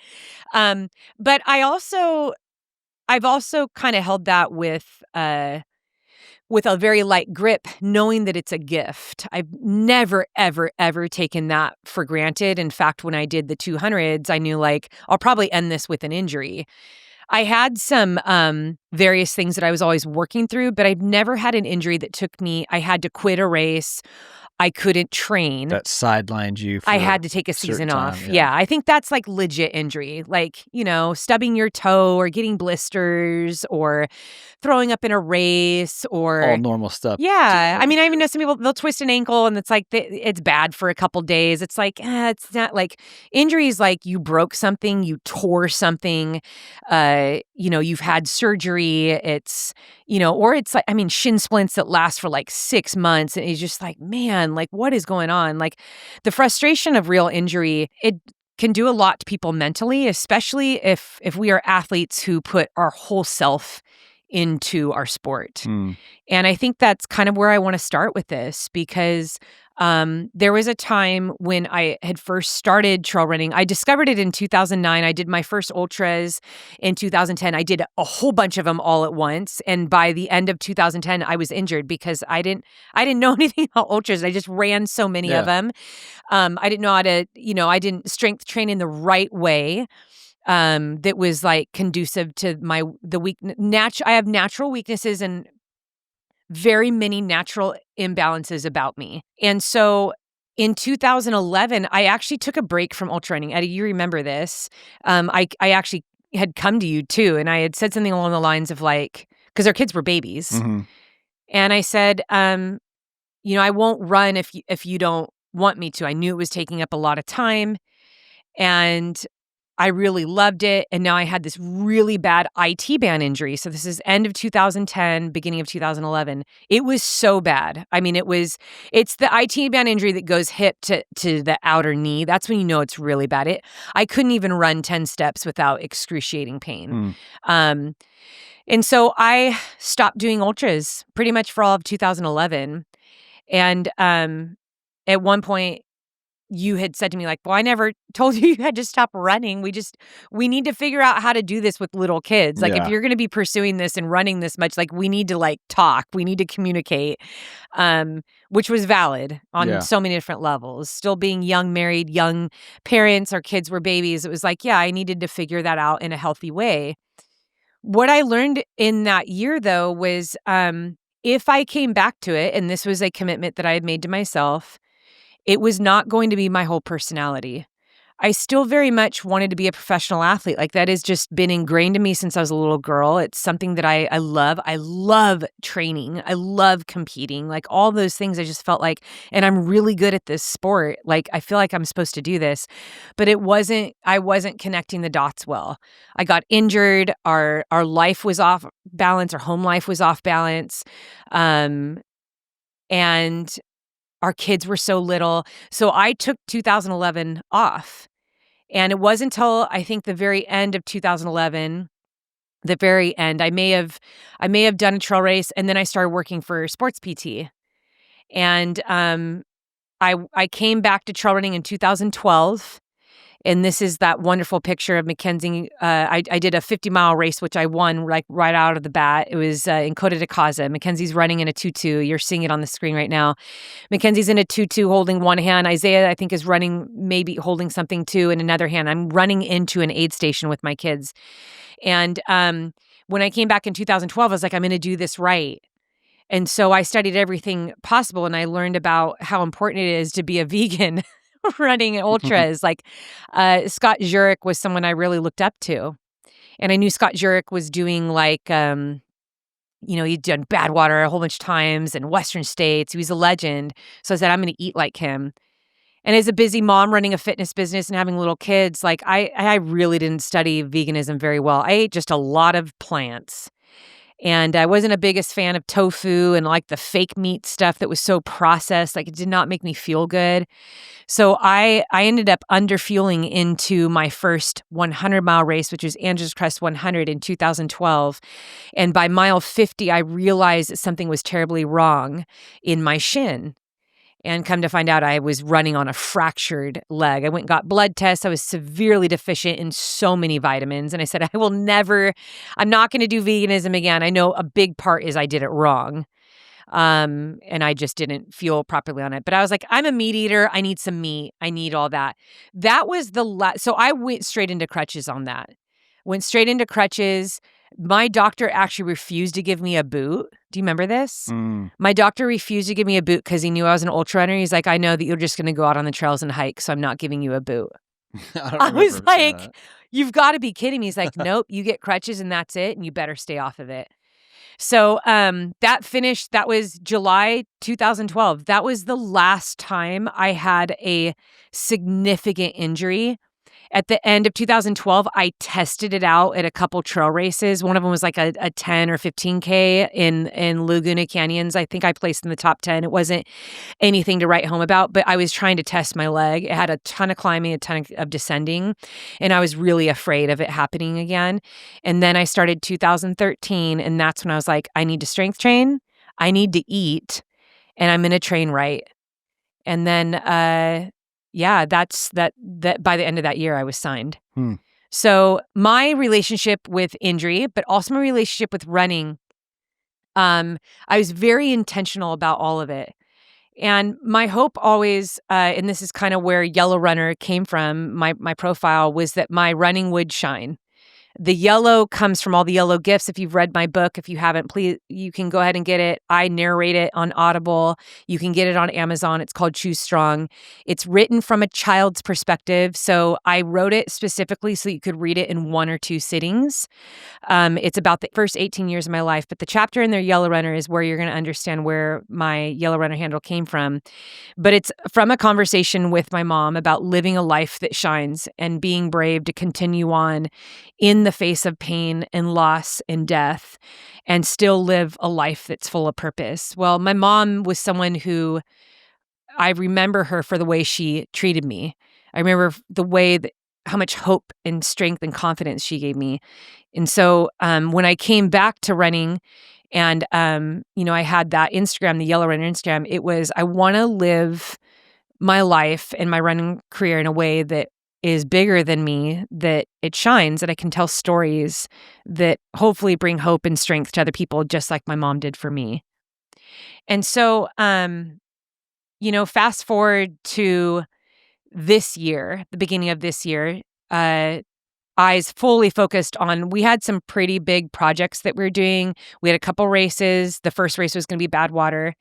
There was a lot of buildup and conditioning that I needed to do the first half of the race in order to execute what I wanted to do, which we're just shifting all this stuff to 2026. But my mindset was very much, I know what I'm doing. I'm strong. I'm incredibly enduring. I know that. And let's get started on these projects. In December, I took a very concentrated break from all training. And I did it as a way just to kind of, I wanted to serve other people. I think we hosted like 50 people in our home in the month of December. We had a big move. My daughter was home. Mackenzie was home from college. I wanted to spend as most time as possible. I've also felt like, and this is very personal to me, that throughout my entire career, it is important to have seasons like that. And it's the way that I just take a gut check. It's a way I check in with my heart, with my soul, like making sure like training, running, racing, the whole scene is not what I put my hope in. It just isn't. It's a great gift in my life. It's been a teacher. It's also one of my favorite communities on the planet. I really love it. But when I can take a break from it, it also allows that downtime for reflection and meditation and a time for me to check my heart and also be thoughtful about my goals and where I'm going. I think that we live in a world of distraction right now. And for me to be undistracted and, not divert to, I got to go put in my 2 to 4, 6 hours of training a day. So I did that all of December, and then I came back into January thinking that I could just get right back into my training per usual because I'm an older athlete. So it's my training age is a lot older, and so I actually can click in and I adjust and adapt way faster than I did 15 years ago when I first started ultra running. There had to be a much longer time of base building and training. But the thing is, if I wanted to go run 100 miles right now, I 100% could go run 100 miles. I couldn't say that a while back, but that's how beautiful our bodies are adapting. All people are like that. I'm not special. It's just because I've committed to training year after year. So there's nothing unique in me that you can't have too if you just commit to something and you show up every single day. You're just going to get better. And then pretty soon it's like that's the body you've carved out. One of the things I don't talk about too often is just a lot of the imbalances that I have are held together by my consistency in strength training. I would probably be in chronic, horrific back pain and have some other pain in my body if I did not strength train day in, day out. The people who work on me, my good friend, Michelle Cazares, who's over at PPT Physical Therapy in Whittier, California, she's the one person who's worked on me consistently for like the last 6 years. She's one of my best friends. We're college buddies. She knows this about me. And if you were to sit down with her, I've told her we need to have her on the podcast sometimes. But if she, last week when I was sitting with my group of friends and Michelle just straight up said, she's like, yeah, Sally's super jacked up. Her spine, her hips, like everything, it is jacked up. So my strength training has allowed me to become efficient in the shape of my body and how my body is. And I have some permanent injuries in my skeletal system that strength training helps with. Some of these skeletal imbalances affect my breathing too. So breathing fully out, fully in, I just will never be able to do that at 100% capacity. So the way that my doctor described this injury to me was because you took all that time off strength training, you let go of everything that was holding up your structure. So what protects you always and has protected you all these years, you decided to let go of that. And then you went right back into your training and you had imbalances, you had weaknesses, you weren't aligned, which Michelle always keeps me aligned because sometimes my hips can be up to half an inch or an inch off. Um, and then you gave yourself an injury. So it was one of those things that I didn't understand because I think sometimes we have points of trauma where you're like, uh-oh, like I'm gonna injure myself. Or like, especially with knee stuff, you pivot wrong, you step wrong, like you do something that's like a point of trauma and you remember it. So for me, it was like I started training in January and I was like, wow, my knee's like kind of sore. That's so weird. And I've had times in my life where after, like, a big day in the mountains, like, yeah, my knees are sore, and then it's gone after 2 days, you know? So that's kind of what I was thinking was going on. I was like, I haven't strength trained, like, in over a month. I haven't really done real training in a while, like, I have a little bit of soreness, I'm gonna work through that. So I spent a lot of January, cross training, long sessions of strength training. I moved into February, found out I did in fact get into Badwater, which was I was hoping for, and I was like, I need to okay, I need to stop cross training and strength training. I need to start running. So in February, I started to, I was already running, but I was like starting to increase my running mileage, but my knee pain would not go away. And so I was like, all right, I'm smarter than this. I know then I'm not going to do any pounding. So I would do like 3 hours of cardio machines, stair mill, elliptical, bike, uphill hiking, zero pounding. I wouldn't do any pounding. And then I tackled all of my knee strengthening exercises too, those are categories in my app. So I was like on top of all of that. And I'd have days where I was like, oh, it's not that bad. Like I think it's getting better. So then I would like up my mileage in running. Well, enter March. This now is when I have all of my requests from all my sponsors for appearances, athlete camps. Lo and behold, it's all within this 12-day period. Actually, it was like a 2-week period, but I shortened the BPN athlete week visit because I just couldn't be out there for that long, and because I was hurting. So Michelle worked on me. This is the no, it's like towards the end of March. Michelle worked on me the day before I got on the plane to go out to BPN to Austin, Texas, the athlete week. I did not partake in any of their activities. There was a run, there was like a lift, and I was taped up from my entire leg was taped up, and I was hurting when I got out there. I wore sweats the whole time, baggy clothes the whole time, let everyone know that I was on a recovery day kind of thing. I just didn't want to talk about it. I didn't want me to be the main character of that. Um, I didn't really show up in a lot of the pictures. I wasn't really like on brand for that either, like the way that I looked in comparison to everyone else, what everyone was wearing, what everyone was doing. I still put in good mileage on the treadmill. So I got up, got an Uber like 5 a.m., put in like 2 to 3 hours at the gym, came back, joined the BPN fam. Straight from BPN, I went to LA for 5 days for a Nike shoot. And if you were following my Instagram, you saw that I was running 20 miles every day on the treadmill. The reason why I was on the treadmill is because it was a controlled environment for me. So I could run if it started bothering me, then I would power hike uphill. I could run slow, run fast. I was able to immediately change how I was feeling within those 20 miles. And I have this little button in my brain where it's like if I'm training, I lock into training and that's the focus. And so pain starts to become secondary. The focus is the training. And this isn't something that I would normally like suggest. It's just kind of the way that I function. I'm like this when I race. I'm like this when I'm getting closer to a race in my training. I can just kind of lock in even if things don't feel great, and I get the work done. Straight from that 5-day shoot, I flew to Arkansas for a Camelback appearance, which I was supposed to run a half marathon there. I was with my teammate Max, who he was training for Cocodona.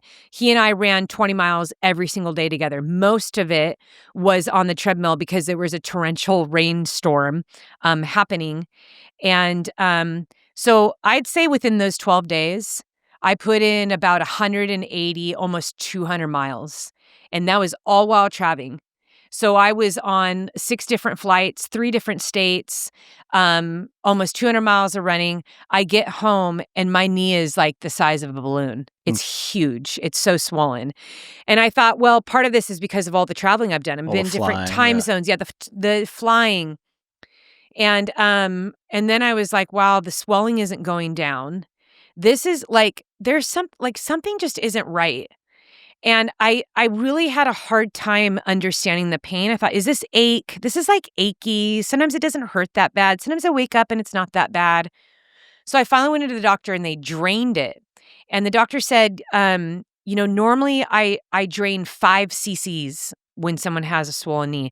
I drained 25 cc's from your knee. Gratefully, it wasn't cloudy liquid. It was clear. So there was no like indication of an infection or anything like that. 2 days later, I went out for a run. And I was about 1.5 miles, 2 miles in. And from the time I had stepped out of the car, I was like, my knee hurts worse than ever after having it drained. It hurts so bad. Every step hurts. This is now like acute pain. And I was on a really busy bike path. I was listening to a podcast. There's people all around. It was a really beautiful day. And I went from walking straight into a jog. And when I say jog, I was probably going like 11-minute pace because I was just trying to test the knee. And then there was this one step that I took that I don't remember. And I felt like all the air had been sucked out of me.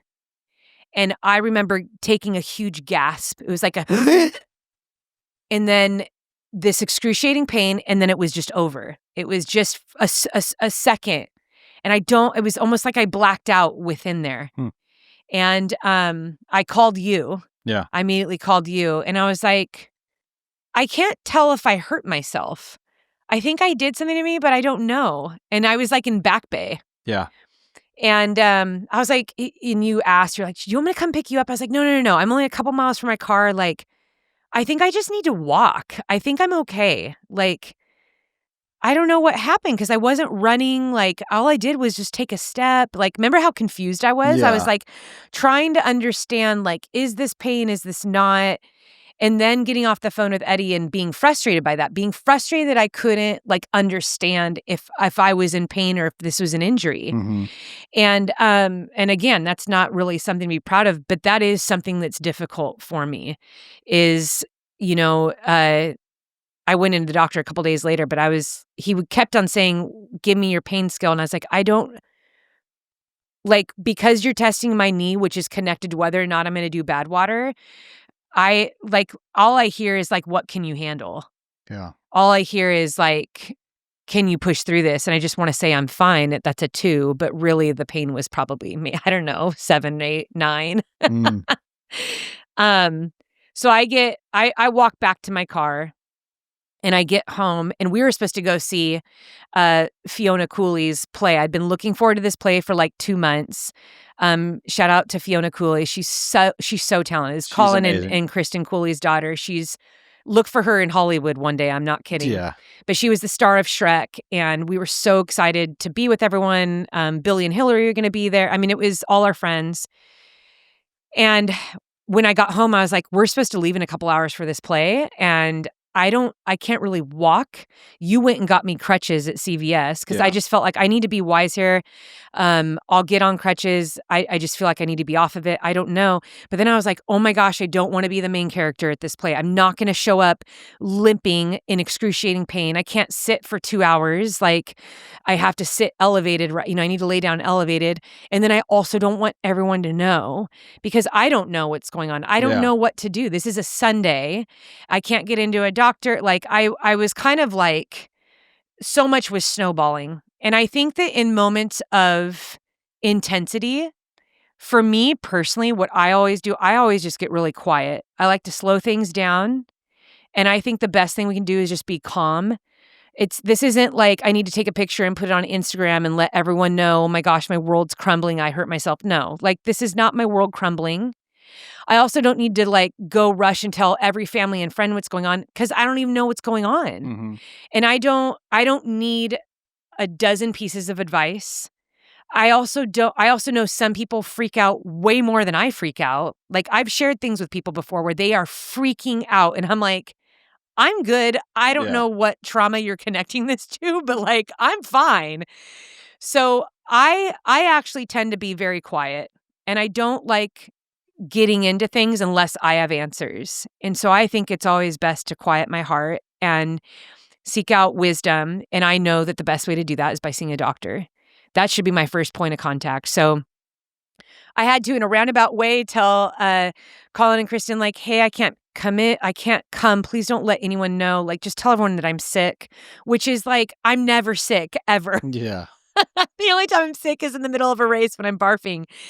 So I was like, I don't know how that's going to fly. I'm pretty sure that they're not going to believe that. But like, just say, like, please just let them know that I'm sick. I'll get back to you guys. I go, I think I injured myself. I think it's bad, but I don't know. I can't really understand what's going on. I sat down on the couch and we had just changed insurances. And so I'm looking now for an orthopedic doctor, someone nearby, and a whole list. There's like 30 something orthopedic doctors pop up. There's no like pictures or any description about these doctors. It's just like their contact information and their name. I choose one. I just choose one at random. And I'm just like praying, like, please give me a doctor that's like gonna understand me and not a doctor that's gonna write me off and be like, oh, you're one of those crazy runners. Yeah, you're just wild and insane anyway. You just need to stop running. I mean, I've gotten that before where it's like, you're just weird and you're crazy and you do too much and you're extra. So, post up for 6 months, and just kind of write you off. Yeah. And I take this guy's name. His name's Dr. Ryan Labovich. And I put it into a Google search. This is like how I'm like, I am going to research. Yeah. And right away, his website pops up, and it's the most beautiful website I've ever seen. It's called Smart Health, but it's like him in the mountains, backcountry skiing with his buddies. And then I learned more about him, and he's done Leadville 100 on his mountain bike, and I'm like, okay, this is the guy. This is not coincidence. Yeah. Like, this is crazy. And for a moment, I had so much peace, and I actually considered that this injury is a part of what's to come. And I had peace in that very moment. And I realized, okay, Sal, you need to continue to be quiet and just see what's coming. And the whole world doesn't need to know what you're going through. And go and just talk to the doctor, find out what's going on. Well, I also found him on Instagram. And I'll be honest, I have lots of friends. I have friends who are surgeons, nurses, doctors, PAs. I know that you should not contact these people on social media. That's That's a no-no, yeah. That's a no. You don't do that. And I don't ever, it is my rule. I don't try to use well, I'm a professional. Like, don't you know who I'm? Like, I don't use that. I've used it twice in my life. One was to contact Dr. Labovich. The second one was to hopefully win out. Get a house. Yeah. When we were trying to rent that house. Remember, There was literally 20 other people there with us. And I was like, I know this guy likes Nike. So here's my one time. So that was back in 2013, 2014. And then here we are 11 years later. And all that I was hoping in contacting him on Instagram was that he would click on my profile and know that I'm a serious athlete and that I am taking him seriously. Like, hey, we have a connection. We're both mountain athletes. I'm reaching out to you because you look like someone that understands me. And I actually believe that you are going to take my questions right now seriously because I, at this point, only had 10 days to make a decision as to whether or not I could race Badwater because I was still this is now middle towards the end of April. And by May 1st, you can still get your deposit back. Otherwise, you lose your $1,500. And I could still maybe, if it wasn't that bad, if it was only a couple weeks down, I'm like, okay, I've been doing this long enough that I could probably build back up really fast and then still race Badwater. I had a little doubt in my mind. I know the type of training that I need in order to perform well out there, and just taking it in respect. There's a lot of great athletes that go out there to race, and I wanted to run that course better than I ever have. So I already had fading hope, and so I contact Dr. Ryan on Instagram, sent him a message, and within an hour he responds. He's like, "Call my office tomorrow morning. I have a slot for you Tuesday morning." And I was like, oh my gosh, there's no way. Because I know a lot of this works is you got to get a referral and then it takes a week to get in. And then it's 2 weeks to actually see that. I know it's going to be several weeks before I can actually get in and have that legit evaluation or if I need surgery. So I get in and it was just instant. I had such a great connection with Dr. Ryan. He was so compassionate and kind, insanely knowledgeable. And even walking through the halls of his, and we can even put this up on the screen now, walking through the halls of his office, there's all these beautiful pictures of him in the mountains on peaks. And it just like made me feel like I was at home. And I just felt like, wow, I'm talking to someone that actually understands me. I'm talking to someone that actually appreciates how hard the training is. Yeah. That understands and takes what I do seriously. Like I don't take what I do lightly. I dedicate so much of myself to this training. My body is my job and I have to like treat it right and strengthen it, and I dedicate a lot of hours to that every week. And it was so refreshing to speaking to a health provider that saw me and understood that. And I started talking to him about bad water. And he looks at me, he's like, you know what, Sally? He's like, I did some research on you. I know who you are. I know what you do. And I see like some of the beautiful stuff that you put out, but maybe this is your season. I'm going to start crying because I can't believe he said this. But he's like, maybe this is your season where you let just people see you injured and weak and having to struggle and build yourself back up, not being able to do the race, not being able to do these projects that you wanted to do. Like I just met this guy. Yeah. And so then again, I was like nodding my head inside and I'm like, all right, this is a part of it. This is not coincidence that I'm talking to you. It's not coincidence that this man is speaking to me in this way. There's something here and I need to pay attention. And I really believe that even in our setbacks and our injuries, there's beauty and there's blessings if we just look for it. Yep. And I can only say that because I've been through so many actual real seasons of struggle and pain and hardship where I've had to learn that. Where it's like you're either going to sit as a victim and you're going to complain about how hard your life is, or it's just not fair, or I didn't get this, or like this person isn't a part of my life anymore, and like why do all bad things happen to me? And and it's so easy to complain. It's so easy to be the victim. I mean, that is more prevalent now than ever. Yeah. And I refuse to be that. I will not be that because I think that when we sit as victims, we start to live a life of resentment. And resentment leads to bitterness, and bitterness leads to hate. And it's then so easy to be bitter and hateful about the good that's around you, about other people that are doing great things, about other people that are succeeding and shining. We completely forget that even in our moments of struggle, in our hardships, in our losses, that we can still shine very brightly, that there's still purpose in that, and that it is only through the injury, it's only through working through those storms in our life that we become strong, that we become the better version of ourselves. I mean, I know this, I've lived this. And so, yeah, this injury does not rattle me at all. I didn't sit in my room and cry and beat my head against the wall and, oh my gosh, I can't believe I'm racing. I've lost myself. I have not lost myself. I've gained a greater perspective about where I'm going. I have regained a clearer picture about my purpose and so many of the things that I'm doing in life and why I do them. And I think that this is a message for everyone because this doesn't set me apart, make me special. This isn't like something special about me. It's me just really unloading information to you that I've learned. It's let me be your guide for a minute and let me remind you that your life is full of purpose, whether you are on a peak or you're in a dark valley. Your life is full of purpose, whether you are hurting, whether you are recovering from injury, whether it's a DNF, you've lost a job, you're going through divorce, you have just found out that your child has a permanent illness. I mean, that there is great purpose because these are the things that actually connect all humans for all time. When you look back in history, we are all greatly connected because of hardship and pain and loss. This is something for all of us. And the one thing that we have when we're in the midst of this is a choice. And that choice is that I'm either going to rise up and become stronger from this. I'm going to lift up my eyes and keep my chest up and have hope in my heart and know that whatever is before me, I am equipped to handle it. Whatever is before me is meant for me. And so I'm going to walk through it. I think that we can change people's lives in our communities when we live this way. That's how we give hope to future generations.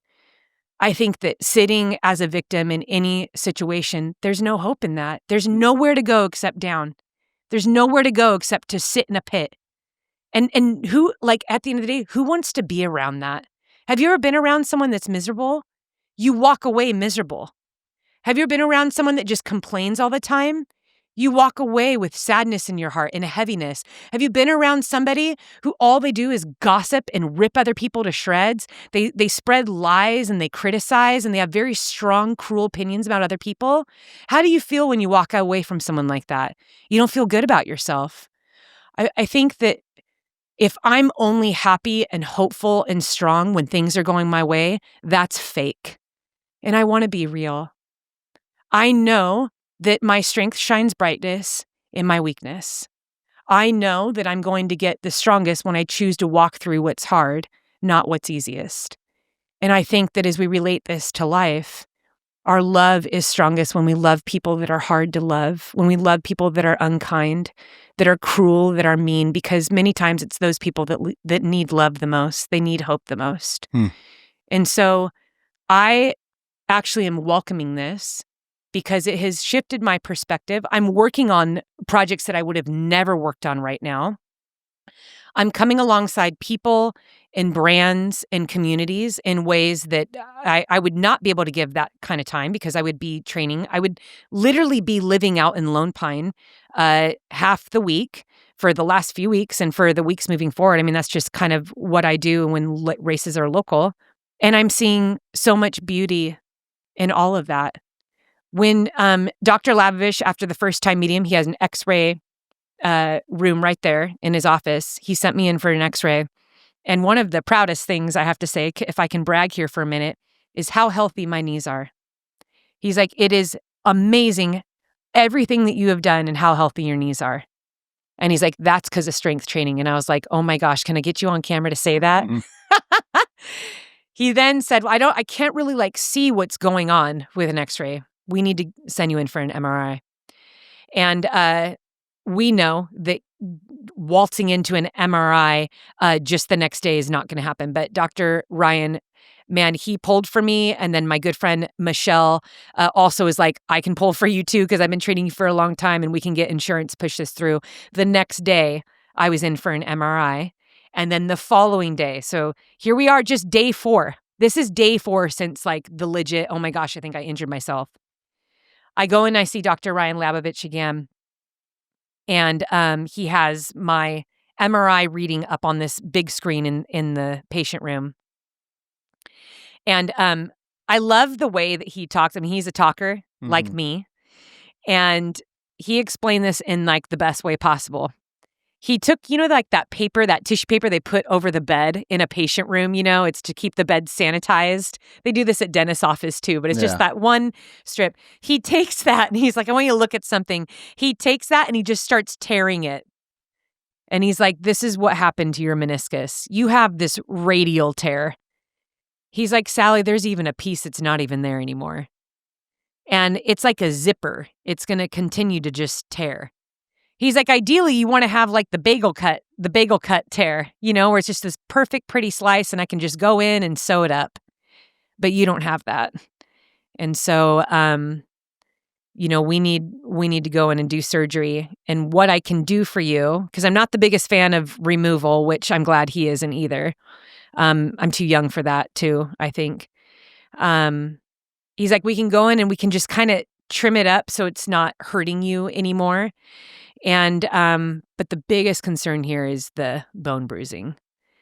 And that is I think that's the hardest part of the injury for me, because that was completely self-inflicted because I would not stop running on what was hurting. And I don't think I've had a lot of frustrating moments in my career, but to know that had I just stopped running when it was hurting and not just lock in and stay gritty and endure and all those things that we do as athletes, all those things that we praise in social media, right? Like hard enough, stay tough, keep pushing. It's like, well, I know how to do that. I don't always celebrate it, to be Mm. honest. I think it's kind of funny the way that we celebrate races in training as pain. And we talk about, I'm going to go and like figure out my pain in this race. What pain? Like, we paid hundreds of dollars. We have aid stations, crew members, pacers. We have live trackers. For us that are doing this professionally, we're getting paid 6-7 figures a year to do this. Like, what part of that is painful? What part of that is suffering? None of it. It's a lie. And I think that we have to pay attention to what we're glorifying. Pay attention to what we're following and why. Pay attention to the character of people. And I'll be the first one to say, don't glorify me. Don't put me on a pedestal. I am as imperfect as they come. I do things I shouldn't do. I say things I shouldn't say. I've made mistakes all throughout my life. I'm a very imperfect person, but I'm also not afraid to remember and believe that my life is not for myself. It is meant to be lived, connected to other people, out loud, both in my strengths and in my weaknesses. And I think that that is the best way to live life. But to glorify discomfort in a race, to glorify discomfort in training, all of things that we choose to do. What I believe to be true in training, let me tell you something. When you go into your garage or you go into a gym and you go out onto the trails or the track and you're like, I'm going to put in a hardcore session. And when we think of hardcore, what comes to your mind? You're going to be redlining, your muscles are going to be shaking. It's like, this is the hardest workout I've ever done. Like, I'm going to do this hardcore workout. It could be the duration of it. It could be like 3 hours of lifting in the gym, like Metcon style. It could be, there's a workout I like to do. It's 3 hours in the gym, 20 miles up a mountain. Like, that's hardcore. But at the same time, the way I see that, I don't think it's pain and suffering. I see it as opportunity. That is your opportunity to grow. That's all of it. That's all it is.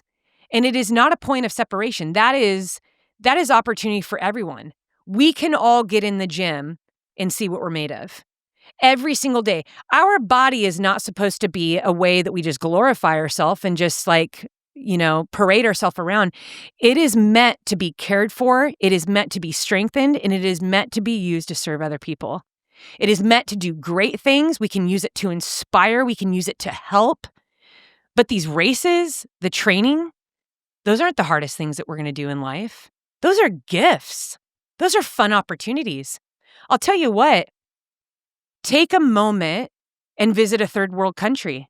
Take a moment and go to a place, maybe a rough side of town, and serve other people. That's where you're going to see some hardship. That's where you're going to be able to experience what your strong body can do in helping others. I love that I have been given this platform in a community where we strength train, where we run, where we do hard things.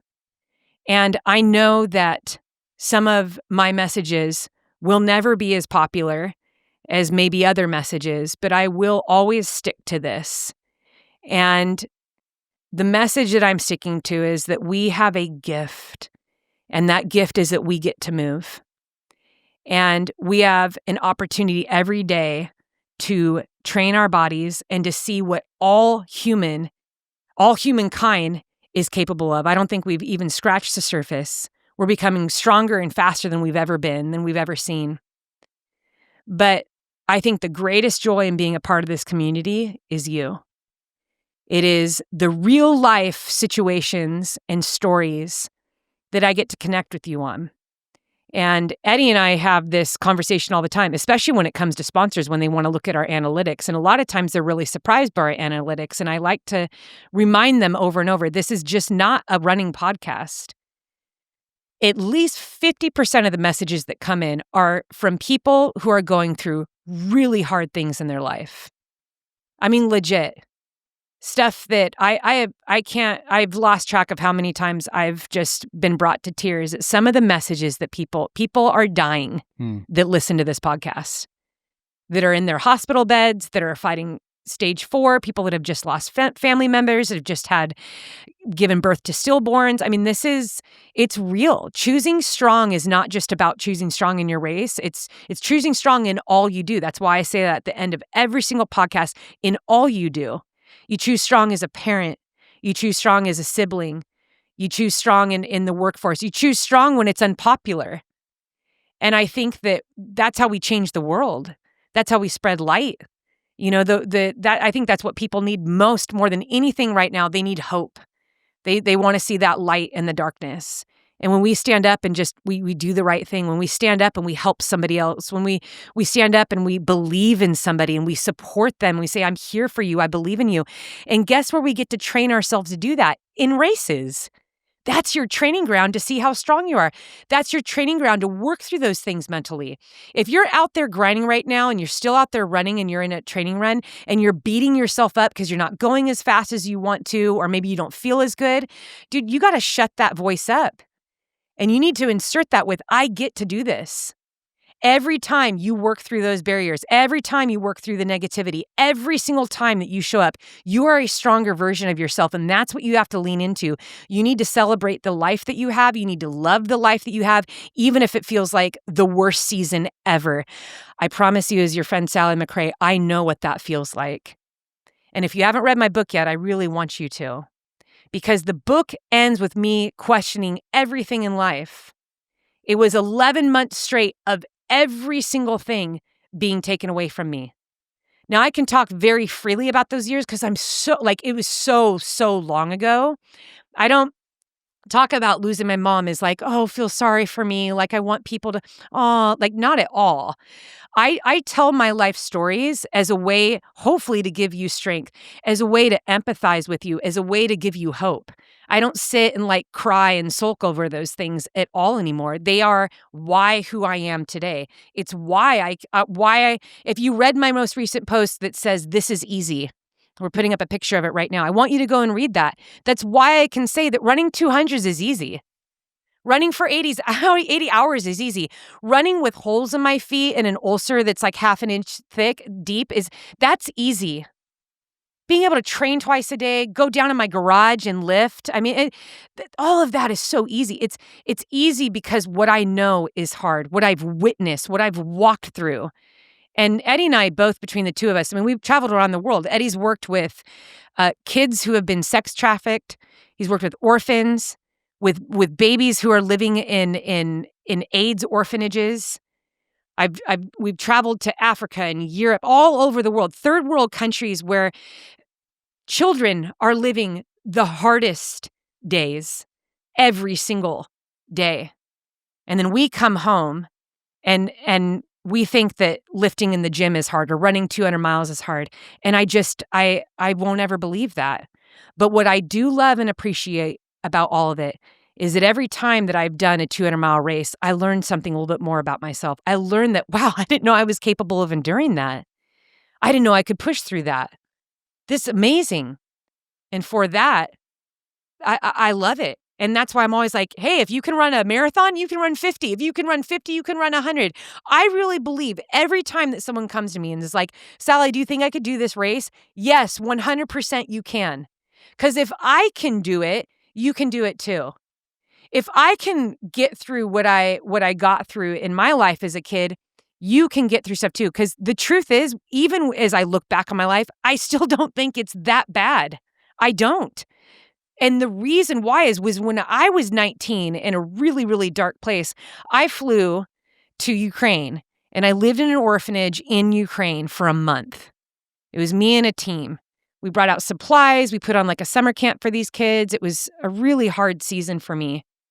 But I remember the translators on this trip. They were Ukrainian translators. And for whatever reason, these translators would say to me, Sally, you're different. They would say that over and over. You're so different from everyone on your team. And they spoke English and Ukrainian. My Spanish was a lot better back then, too. I used Spanish a lot. I grew up in a community where my teachers and all my friends spoke Spanish. So I'm not great at it. If you come up and talk to me, I could probably understand it. I don't speak it as well as I used to. But a third of the kids in this orphanage would sometimes spend their summers in Spain. And so I was able to talk to a third of the kids in this orphanage in Ukraine. This is such a fascinating story. This is in my next book. I can't wait to share the whole thing. But I then was able to learn Ukrainian by speaking Spanish. So I would speak to the kids in Spanish and I would say, como se dice, "Como se dice en ukrainsky?" How do you say this in Ukrainian?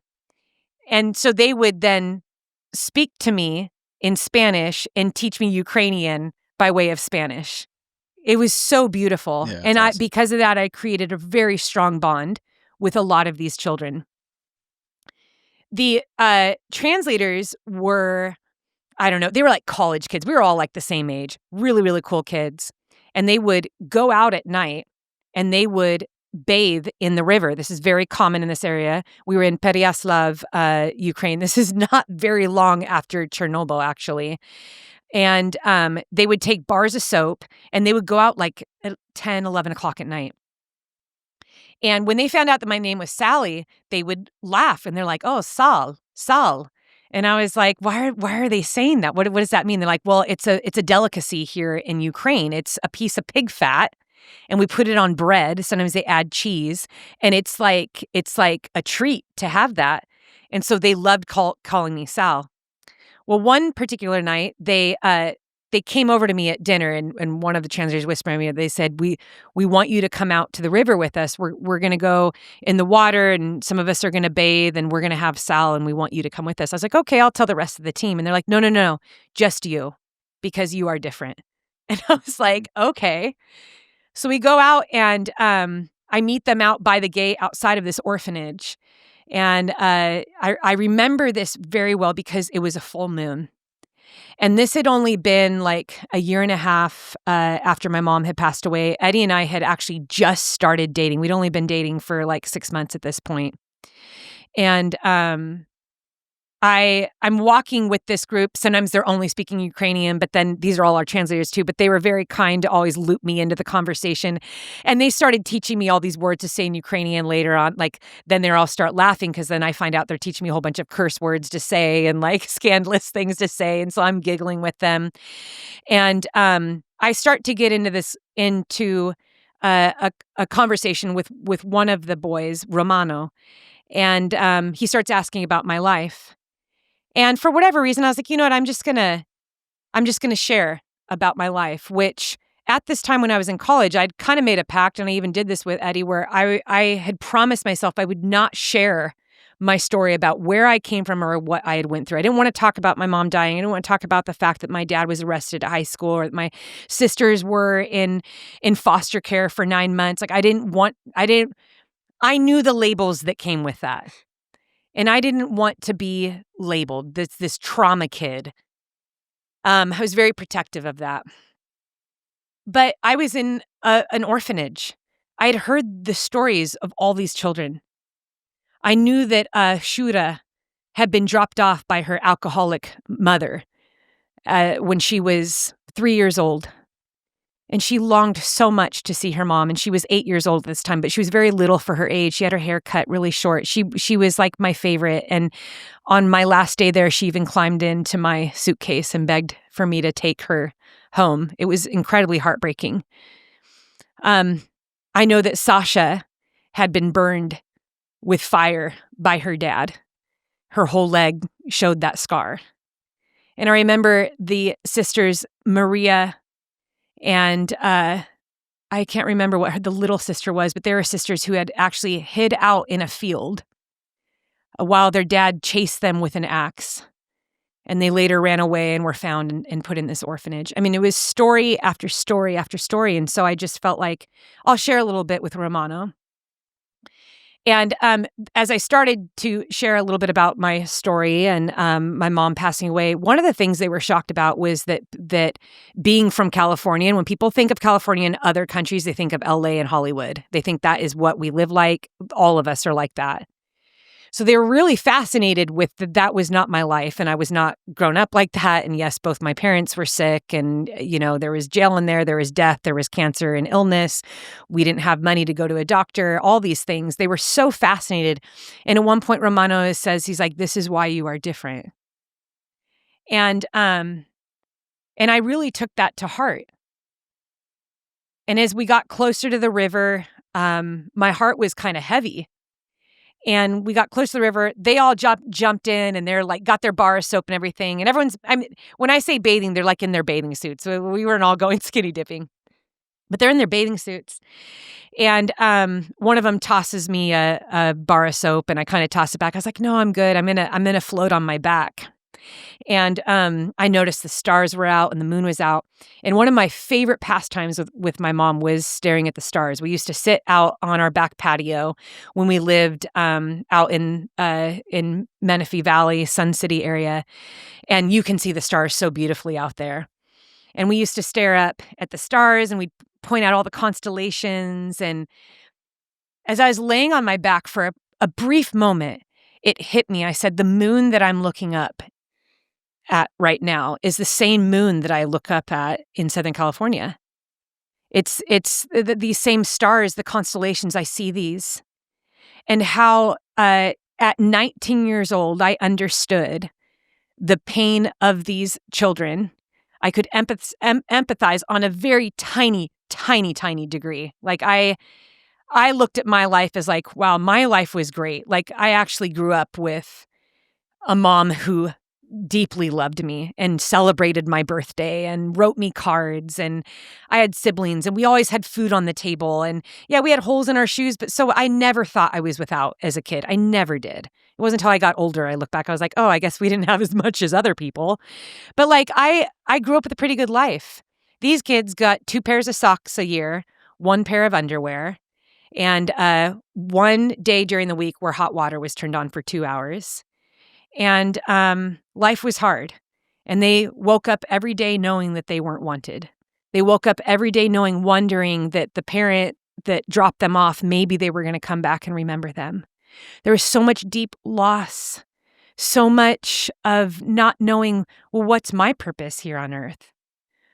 You know, it's so easy to spread our messages about our own suffering and giving people hope until you actually go into a place of deep despair and hopelessness. And if our words can still ring true in the place that we live and also on the other side of the world, then I think that those are words that we can stand on. And that is why I'm so specific on calling this podcast and my book Choose Strong. Because at the end of the day, it's something there that we get to choose. And sometimes it's so hard to choose it. I can't just like tell someone, toughen it up. I can say that in the gym to a client that I'm training, like, toughen up, let's go. Like, you can do it, grit it through. But I'm not going to say that. I can't say that everywhere I go, right? But I can say everywhere I go, choose strong, because it's there because you are strong. And so, yeah, I think when I envision our listeners right now, I don't just envision people running along, although that's how we greet you a lot of the times, because we know about half of our listeners listen to us in a race or while training.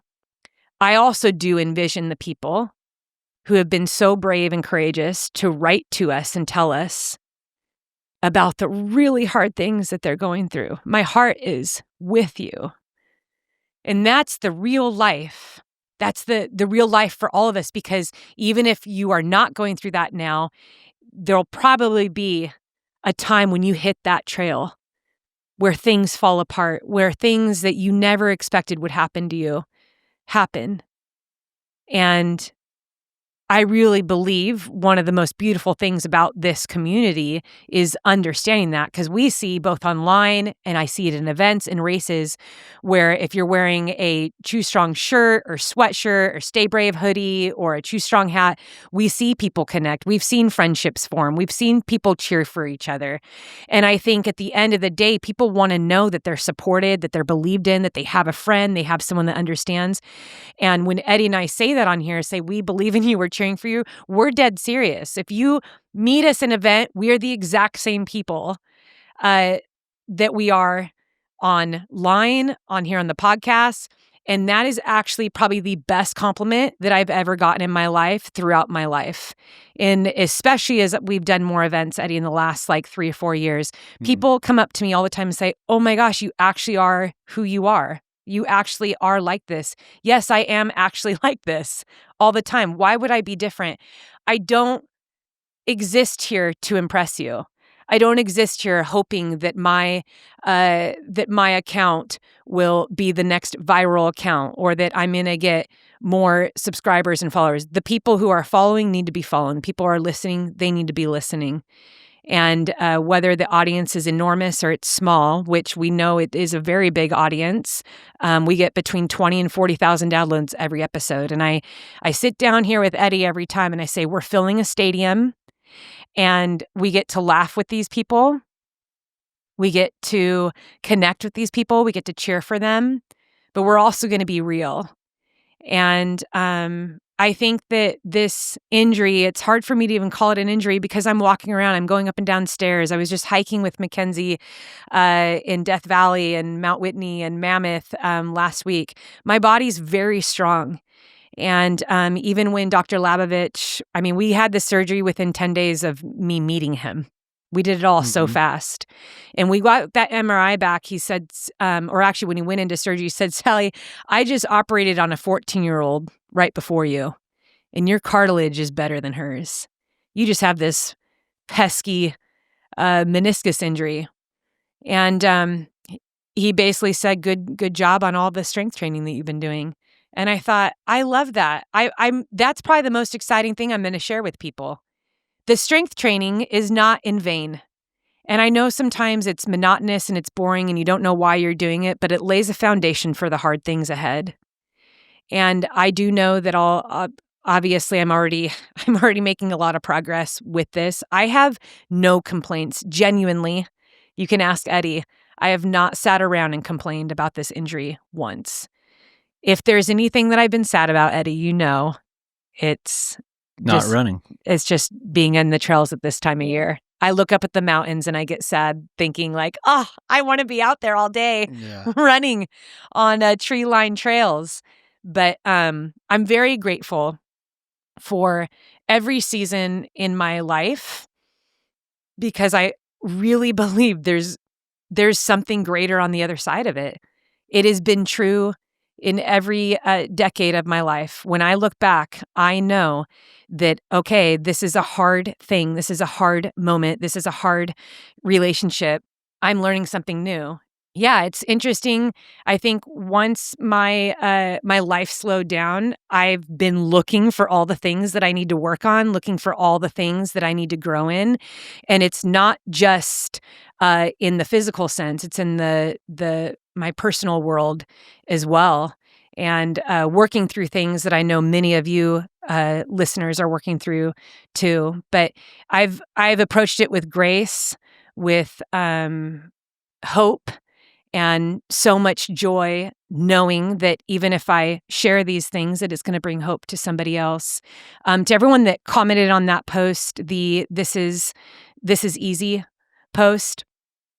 I want to say thank you for sharing what you did. A lot of people shared about injuries they're going through and setbacks, and I want you to know that I see you as you heal, and I want to encourage you to look for the blessings in your life. Look how you can serve other people around you.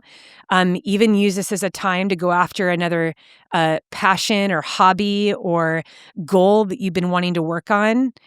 Figure out a way to connect or spend more time with those that are in your life who love you and support you and have been there for you.